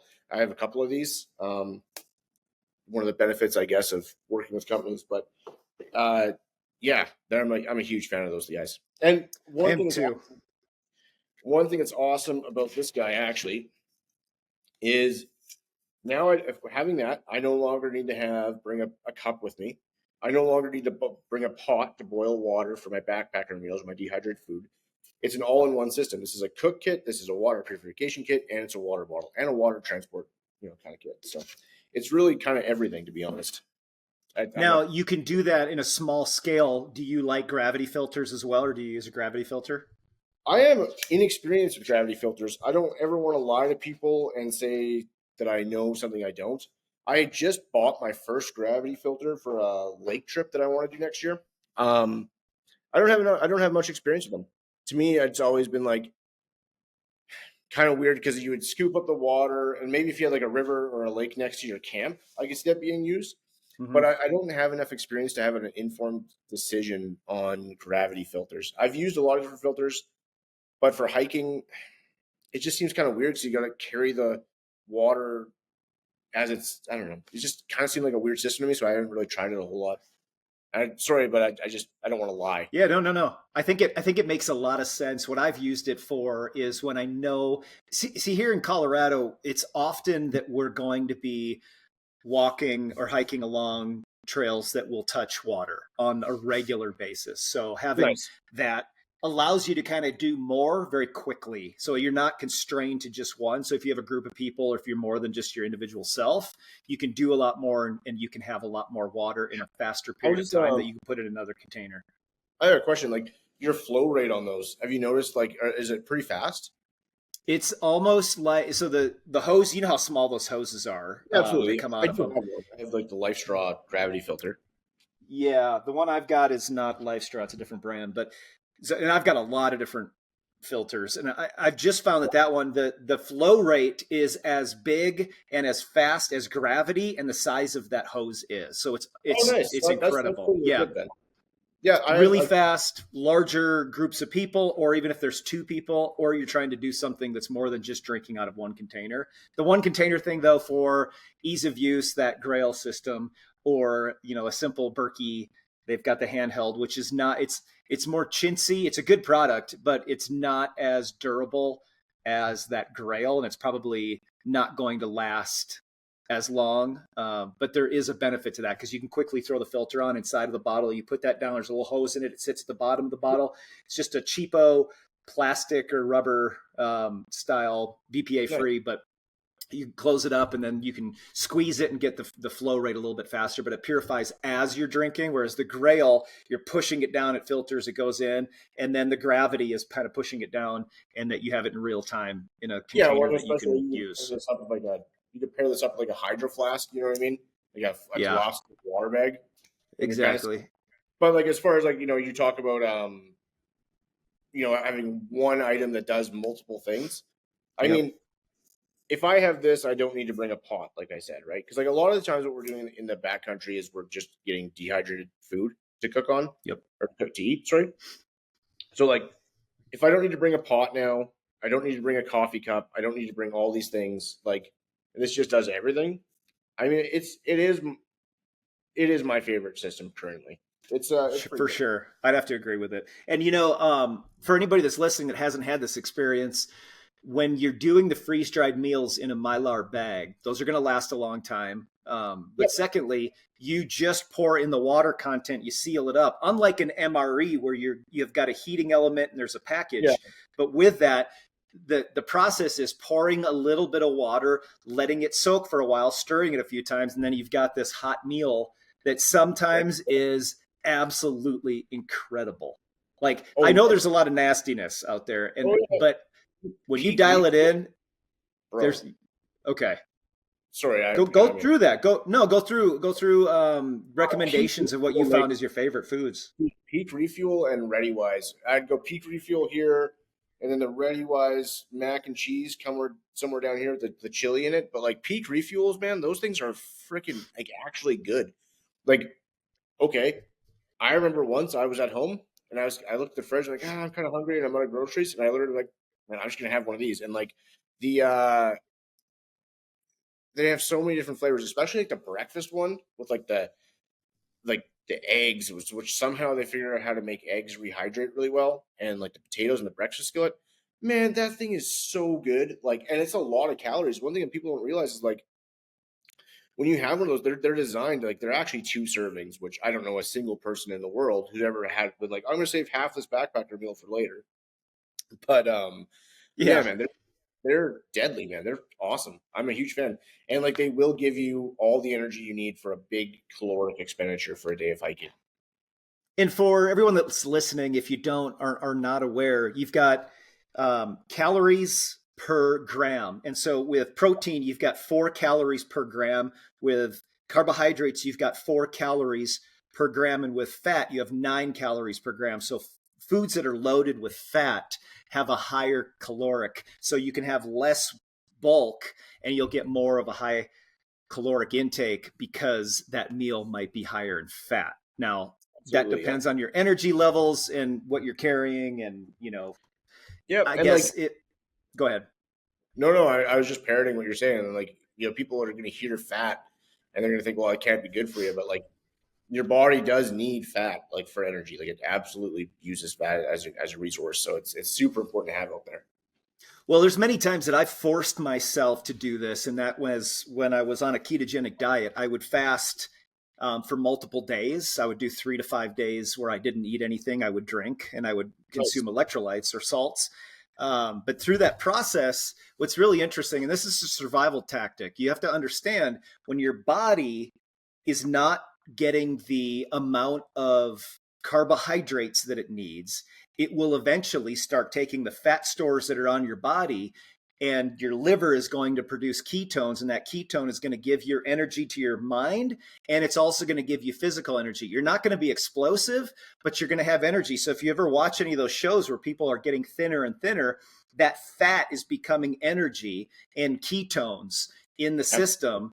And so if you're in a state of you can't find food, you're going to find protein and fats in nature, especially if you've got access to a lake, more fats than what you'd have with like a rabbit or something that you'd kill. Absolutely, yeah. But trying to consume as many of those fats as possible. And then like we were talking about earlier, one thing that I've taken away from my experience is, you mentioned this really well, but making sure that you've got seasonings, and in particular salt, because salt, if it adds a dynamic flavor, but it also helps to reconstitute the ability for your body to retain water, which can be a reason that a lot of people on these shows have to tap out, is because they just are not getting the sodium level that they need. And even though they're able to purify water, boil water, that can become an issue. Have you experienced any of that before?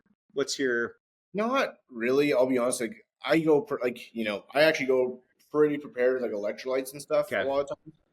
But one thing is kind of crazy is like red meat. Actually, you get a lot of those electrolytes from, and a lot of salt from. Like it's creatine, L-carnitine, B12, B6. Yeah, there's so many benefits for ruminant meats like beef. Oh yeah, man. And like a lot of this is kind of gross in Western culture, but like a lot of cultures across the world actually use blood as a food source.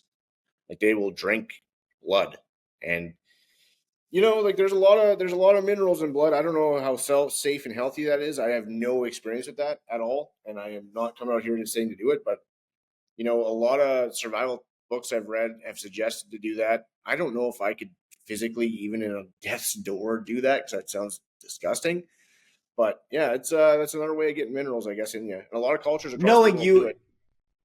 Knowing you enough, as much as I know, that I think you would do it. Yeah, I don't know, man. In the right light, in the right situation.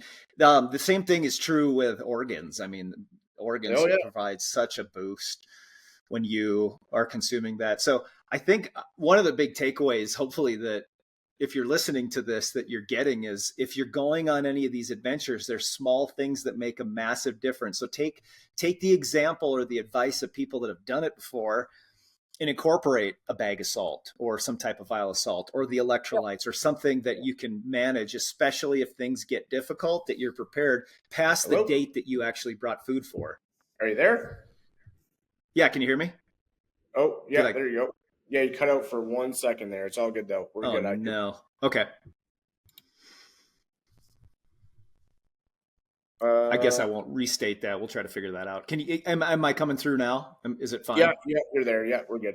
But yeah, no, as far as bringing like a bag of salt and stuff, like salt is found in a lot of seasonings. So like you can do like kind of like you're saying, like the two things in one with that.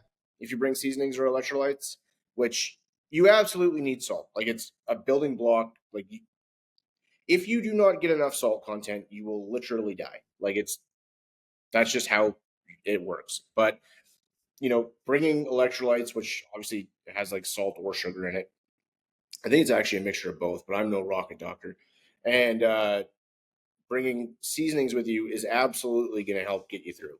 And like there's a lot of food that you're going to bring with you is going to have high salt content. I mean, like, again, hot rods, I hate to say it, but I know those are like such a garbage food, but I eat those things all the time out there.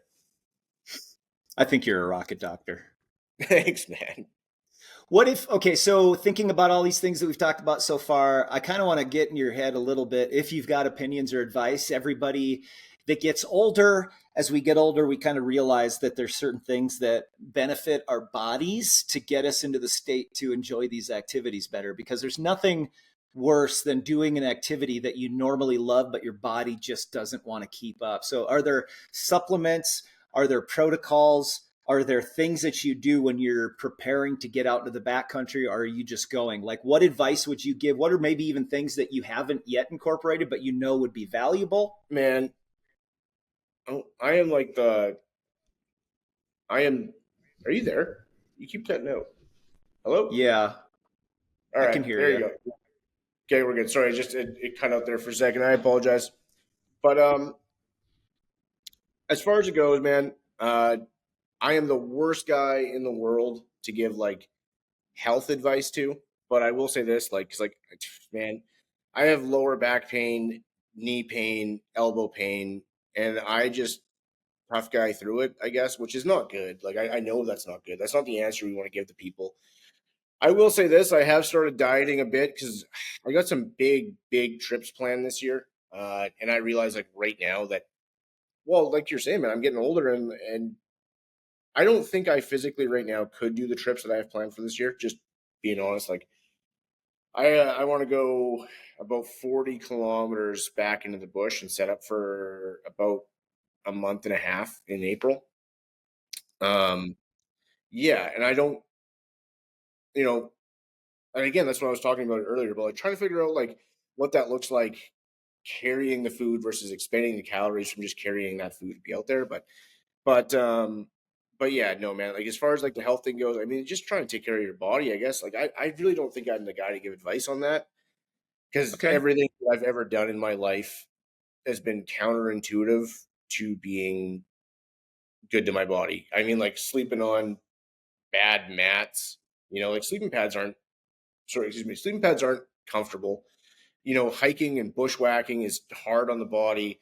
I worked construction for years. Now I'm luckily in a bit more of like a planning role, so I don't really do as much, but that's hard on the body. I used to be a wrestler. I used to be a skateboarder. All that stuff's hard on the body. Like, you know, you look at me right now and you think, oh yeah, like that guy's 63, but really I'm in my 30s. So it's You don't look 63. it's rough, man. I don't know. Like I've been Well, starting to nope. I'll tell you you mentioned two things, the lower back, and I couldn't recommend more. So I highly recommend you go check out foundation training on YouTube. There's one video, it's 12 minutes long. It's got 10 million views. And foundation training, I do this 12-minute protocol every single day. I typically work out between 4 and 5, maybe 6 days a week. Not all 7 days a week, but 99.9% of the time, I am doing this 12-minute stretch prior to Nice. working out, and the lower back has been improved by multitudes. I will swear by it. I have it memorized, though I do watch the video every single time I do it.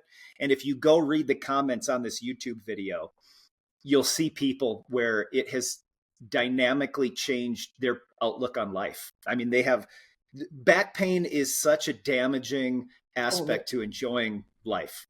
Well, I mean, like you're literally watching me right now. Like every 5 minutes, you're stretching out my back. Like it's bad. But I'm Do gonna it. absolutely take You're your up on that. and Like, it's not like it's going to fix your back on doing it one time. You just have to go, okay, I'm going to do this consistently, and your back pain will diminish. It's so strange because it's a lot of people that have tried everything, just you don't realize that you're going to have to put in the work. I mean, these 12 minutes I can be cold, like if I go to the garage and it's 45 degrees in there, I'm going to do a workout. I will do this warm up with no heat on or anything. My body actually warms up. So not only just the fact of the benefit to people that might sit a lot or that have had back injuries, it's incredible. So that was one. The second thing, real quick, is um, I've talked about this a lot, and I'm such a strong believer. There's two options that aren't indefinite shelf life options, but are super important to store. One's castor oil, and the second is cayenne pepper. So what's cayenne pepper has, sorry, I'm what is interrupting it? you. Yeah, I don't know. Actually, I've heard that term, but I don't know what it is. So if you consumed castor oil, it's a really great laxative. Okay. However, castor oil on the skin, there are benefits. And one of it, for this particular method. It's just the carrier oil. But it fuses. And the way that our recipe is where you do it on, you warm it up and it fuses with the capsaicin that is in the cayenne. So capsaicin has a whole lot of benefits from, you can stop bleeding with it. It will, in your body, when consumed, if you were to take, and this is, I don't know if you would have everyone in a scientific role agree to this, but there's so much anecdotal stories of individuals that have had a heart attack coming on that they'll put a teaspoon or a tablespoon, I can't remember the exact amount off the top of my head, put a spoonful of cayenne pepper in your mouth, and that can help mitigate a heart attack as it's coming on. It can balance a lot of, it really helps with arthritis or with pain. So I nailed my elbow when I was under the deck. I was hammering something and I nailed my elbow. I almost passed out. There's something back in the spot in your elbow that just like breaks down your system. You know what I'm talking about? Like I don't know if you can see on the camera, but I have like a piece of my elbow that's been moving for a while. I think, honest truth, I think I either am dying or I have like I chipped it or something. Like, but yeah, I absolutely know what you mean about elbow pain, man. That, like, especially that joint, it's bad. Like it was a wave of heat that just came over me, and I was Yeah. down on the ground underneath this thing, and I was like, "Whoa!" But it went away after about 2 minutes. But I've been putting here. I've got a little, where is it? This little roller ball here. I've got that castor oil, so you could just roll it on like that. But I've got that castor oil and cayenne pepper that's been fused together through that heat process. You strain it, and now you've got this thing where you can rub it on those joints or that pain, and it will offer a temporary relief. It's not going to fix the problem. The problem's not going to be, you're not going to cure it by this, but as for a natural way to help with those pains, whether it's arthritis, muscle pain, joint pain, whatever's going on, like for the example, me hitting my elbow and using that on my elbow, it's insane just how effective that is. So there's your 2 bits of your assignments that I need you to do. You got to do that stretch. It's only 12 minutes, and then you can create this stuff at home easy. And I highly recommend for multiple purposes to stock castor oil and cayenne anyways. But those are 2 options I think that would help. When we're done all this, you should send me a message on like what that YouTube video was again. Because I'll try to put it in the show notes too if I can remember. I said that in the first podcast that I did, and I forgot to put it in. So I don't want to do that. But yeah, there's a blog post on our website and then foundation training on YouTube for anybody that's listening, in case I do forget that. But I'll make sure to send it over to you. No, man, I'm definitely gonna check that out because like I do want to get more mobile. Like a lot of the stuff I've been doing the last little bit. Okay, like this is like the really downside of being a guy who makes videos is you got to find the time to make the videos. So I haven't been doing as many like really big crazy trips lately. And the thing is like I want to change that because I noticed that like one thing that's happened in the last probably 3 months is I noticed that like I've actually plateaued on like my learning. And as much as I do want to go full time with the videos, I do want to go full time with all this stuff. Realistically speaking, what's more important to me than any of that is constantly learning new stuff. Mm-hmm. I find that on the big trips, exactly, and like on the bigger trips, I always come away with takeaways. Like I always come away like learning at least a couple of things, and whether that's from good experiences or bad experiences, that's super important to do. So I'm going to start doing like more long form videos, but in order to get there and really crush some kilometers, I'm going to have to start getting a little bit better at this body of mine.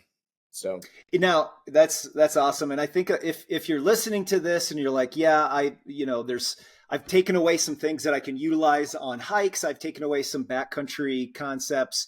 One thing in preparation, and it sounds like you've admitted that you're not fully invested in the preparation aspect. You get out there and your actual work in the bush is your preparation. You're learning, you're growing, you're doing, as far as your body is what I'm talking about. But there's one trick that I'd like to recommend to anyone that's listening, that's trying to help with their conditioning to be prepared for this.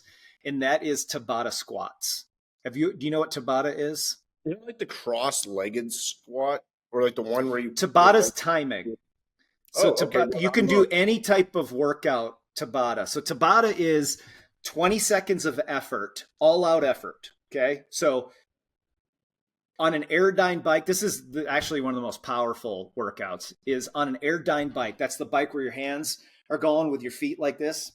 So I've got one in the garage, and people, I'll tell you this, people that try to pretend like it's not the hardest thing in the world have never truly done it, because it is the hardest thing in the world. Is it like When you get on it, so Is it 20 like seconds of all out effort. So you're at 100%. You're putting everything you have into it. I'm talking about bike right now for the Airdyne. 10 seconds of rest. It's 8 rounds. That's Tabata. So you can do this with push-ups. You could do it with an Airdyne bike. You could do it with a rower. You could do it with insert anything, sprinting. It doesn't matter. But 20 seconds of effort, all out, 10 seconds of rest, and then you're back on 20 seconds, 8 rounds. It ends up to be about 4 minutes, I believe. What I've found is the biggest bang for your buck for that 4 minutes. I don't believe there's anything more beneficial to the life that you're living, to getting out there and trying to get through any type of obstacle or climbing a mountain or making it further to your destination, is a Tabata of squats. So it's a 20-second all-out effort of squats, full depth squats, body weight, no weight. It's just you and the squat, 10 seconds of rest, 8 rounds. If you do that on a regular basis, your preparedness for those mountain adventures, for that backcountry adventure, just is more enjoyable. I'm gonna have to start doing that stuff because, I did lose 15 pounds actually in like the last, I think it was 9 days. Just by You lost 15 pounds in 9 days?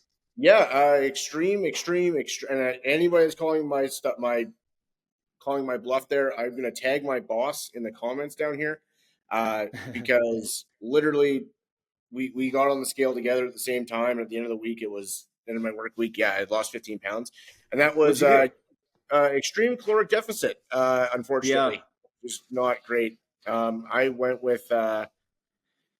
It's kind of unfortunate, but I was doing 800 calories a day. Whoa, nice. Well, that'll get accomplishments every Yeah, it time. was. Yeah, it was just pretty much me being uncomfortable for the whole time. But How's your sleep through that? honestly, my sleep at work is never good because I work in like a work camp. You know what I mean? So like it's just never good anyways. Wait. When you say my sleep at work, you don't mean sleeping on the job. You mean you're actually going somewhere and working? Oh yeah. So I In a- jump in a plane, I fly to my location, and I'm away working. That's my job. So Oh, okay. yeah, I fly in, fly out, and then I'm in like a work camp doing like helping assist with some planning of like construction activities. But yeah, Interesting. no, yeah. So and it's actually a really remote place in Canada. It's way up north. But yeah, no, it's kind of neat. But yeah, no, I was surprised actually because I thought I only lost like 4 or 5 pounds, but legitimately, like my pants are. I was showing my girlfriend when I got home, and I'll tag her because she can validate what I'm saying. Because I know that sounds absolutely ludicrous, but my pants, I could like they literally weren't fitting when I got home. So it's You might have been kissing ketosis there for a while. Was your breath really bad? yeah, it was. Yep, yeah, it tasted like I was. Yeah, it was not good. That is, your body entered ketosis. And there are a lot of times when people do that, after about day 2, day 3, you feel almost like you're having a mild fever and your Yeah, you're just body's. warm. But I know for myself it was no sugar at all, no fat at all. No, nothing. I just had protein and steamed veg. And yeah, it sucked. I didn't like it very much at Yeah, no all. kidding. It's hard. I think Not an easy way to. I have like these super taste buds, you know what I mean? Like I think everyone else's taste buds are just inferior to mine. And that's why I put on all this weight, you know what I mean? I know good food. You know nothing. Yeah. Yeah, that's pretty much it. That's yeah.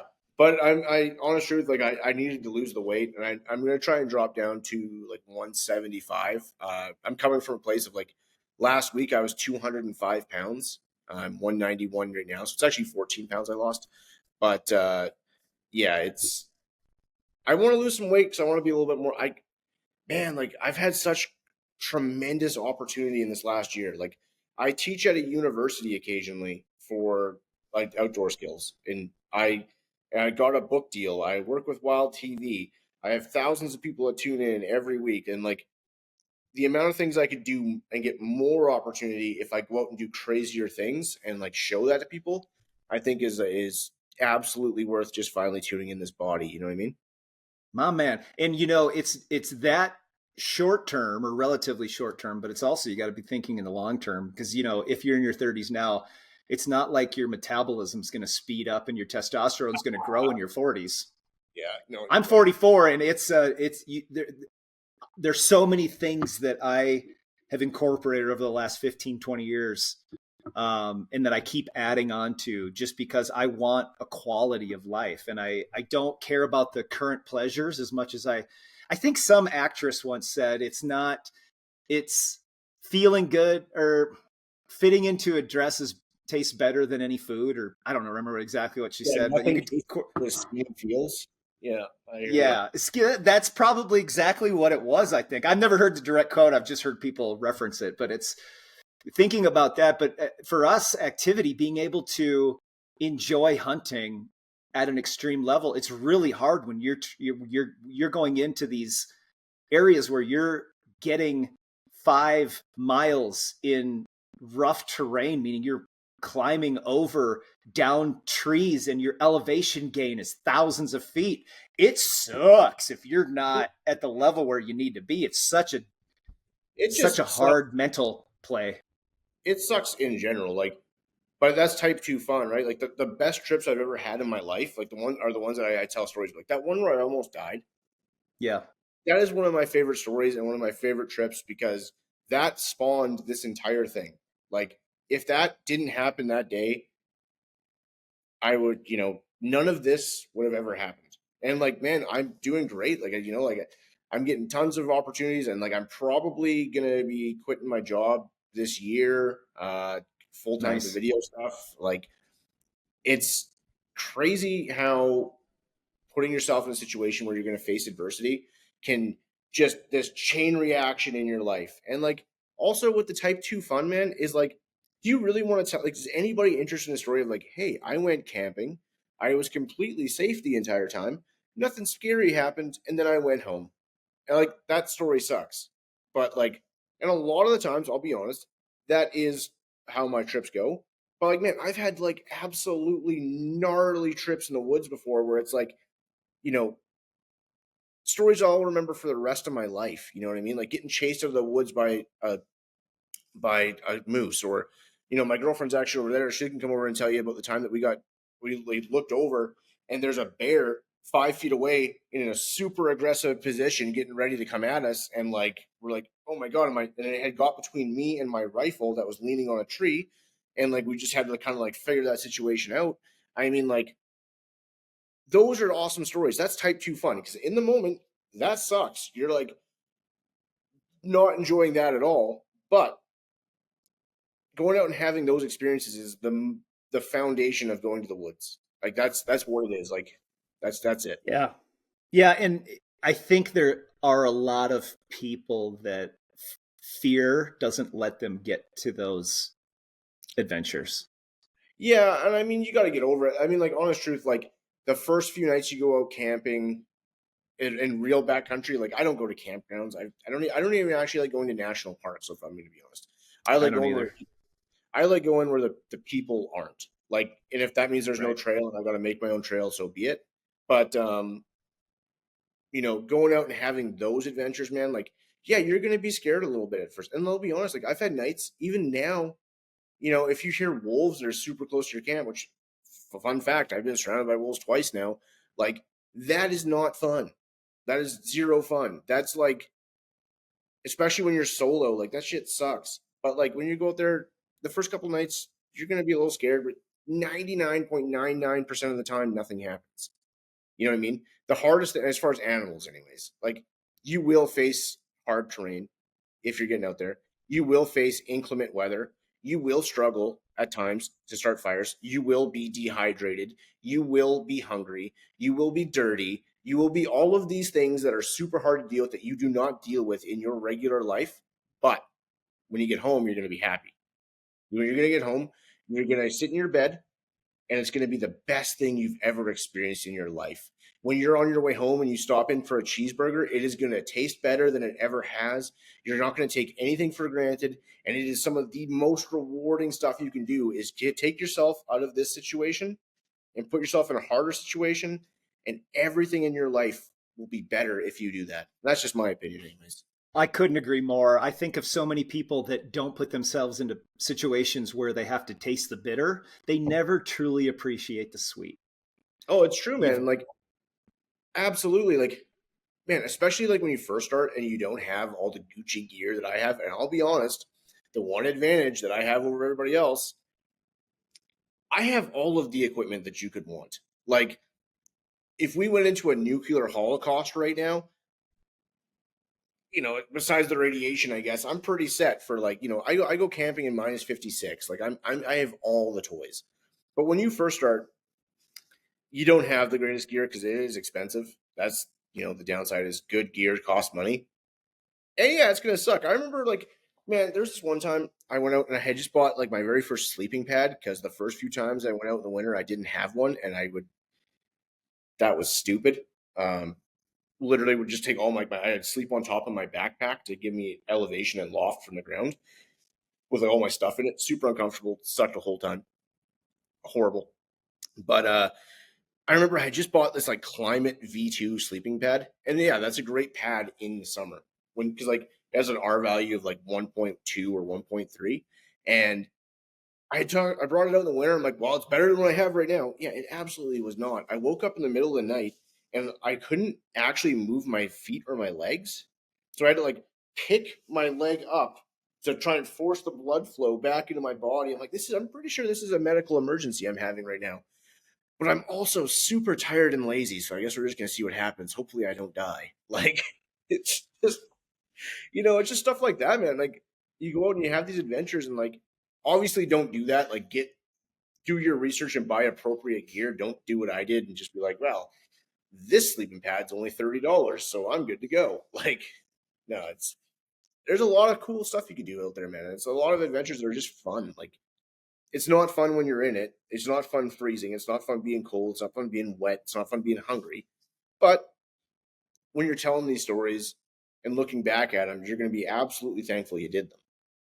Yeah, and I think a lot of people could benefit by doing something that they absolutely don't want to do. Because one of my biggest beliefs is the more you do things that you categorize, not that like, okay, so there's people that like working out.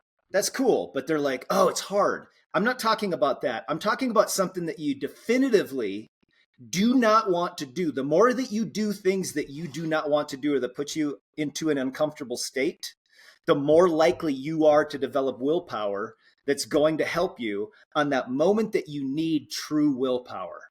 Oh man, absolutely. And it helps like with not even just like that singular moment, it changes your mentality on life. Like, man, like, okay, so like I'll go out and like I was camping last year in minus 56. Like, that was like, excuse my French, but that was fucking brutal. Like, that was intense. And that was like, I camped in like in minus 56 Fahrenheit. Let me just see, like, it's Celsius, so in Fahrenheit, what would that be? Uh, Are you looking minus it up? Yeah, minus 56 Celsius. So it's minus 68 Fahrenheit. It was insane, man. Like, That is wild. And yeah, that's not the feels like. You're saying the actual temperature yeah, was the 68 actual below. temperature was minus Okay. 68. So it was minus 56 Celsius, 68 Fahrenheit. It was insane, man. Mhm. Like, I literally would get out of, so now granted, I had the right equipment. I was in a hot tent, which has no insulation, but it does have a stove, like a lightweight stove you can pack. But I would go out and I would gather as much wood as I can, and I literally actually snapped my wood socks. I think it was the temperature was so cold that as I was sawing, either that or the moisture inside of the tree I was getting was like actually ice in it. Anyways, I snapped my actual wood saw. That's actually what ended my trip, and I pulled the plug on it because I was no longer able to get firewood. I wasn't able to process it effectively, and it was 5 days I was out there, and I was like, all right, man, that's, yep. we're pulling the plug on this. Like, it's now, like, the second that tool broke, it was actually probably a little bit of my willpower at the same time. But like, I don't have the effective tools to not die tonight, or to warm myself back up in case something bad happens. So I needed to pull the plug. But yeah, 5 days of minus 68. That was insane.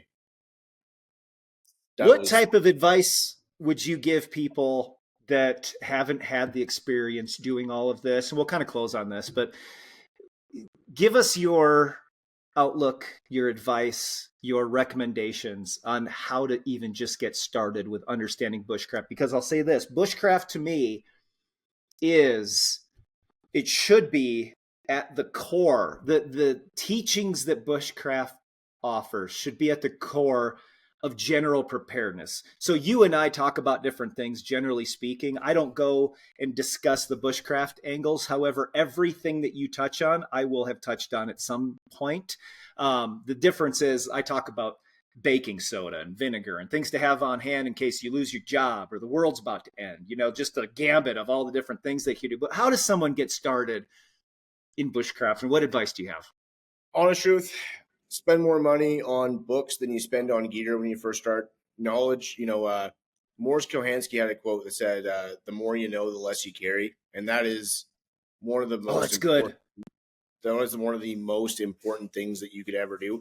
And I've read so many books on this stuff and done so much research. The more knowledge you have, the better you are to be adaptable. And adaptability is the most important. Like, it's better than your knife. It's better than your sleeping bag. It's better than anything. Is when you have knowledge, you have the ability to be adaptable. And if you can adapt to your situation, you're absolutely set.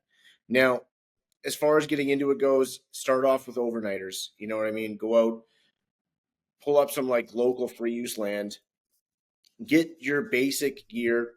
In my opinion, you should buy high quality items at the start. And if you can only do one per paycheck, do that. That's fine. You can buy some stuff from Walmart if it's just for an overnighter, but don't put yourself in a crazy situation with that stuff. And just start learning, man. Start with the fundamentals. Start learning how to use a ferro rod, because that's the one thing that is a downside about this. If I pass this to somebody that's never used this before, they're not going to get a fire with it. It's just as simple as that. It's not. This takes practice, and all of those grooves and striations you see in there, that is right there is well use and practice. I'm still practicing to this day, and I'll never stop practicing. Staying current with things and making sure that you know exactly what you're doing before you're going to do it is super important. And then, if you want to get into it, the best way to learn after you've gained the knowledge aspects by reading books is to go out and put it practical and just get out there and try, man. That's about it.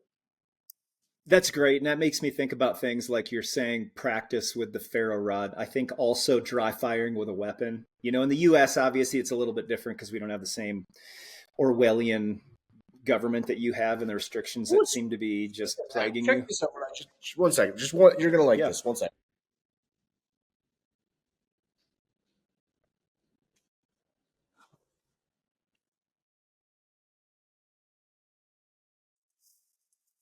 Literally not allowed to have a semi-automatic firearm, but I can have a gun that fits in my backpack in Canada. Is that a 12 gauge? Yeah, 12 gauge little backpack gun. But the gun laws here are absolutely fucking ridiculous. Yeah, they for sure are. With that, dry firing a weapon, I would keep a nice 4-foot rope in your home next to you when you're watching a show or when you're doing anything, you're practicing your knots. Just Absolutely.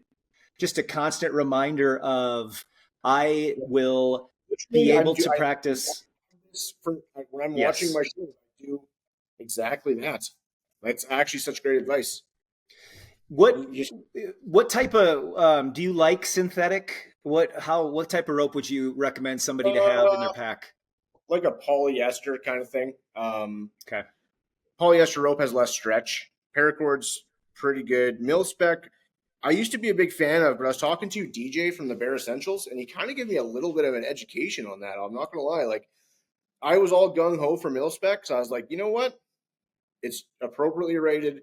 It's good to go. Mil-spec paracord is the only way to go. And then he enlightened me on a bunch of the downsides on it about how it doesn't hold load because it stretches. It actually isn't as strong as polyester, and it doesn't really, for the weight, you're not getting what you think you're actually getting. Like your working load of 200 pounds, where polyester is a working load of 500 pounds. It's just much stronger and it doesn't stretch for your projects. And like, name a situation where you want your rope to stretch. You know what I mean? So yeah, polyester. Polyester. Polyester. Okay.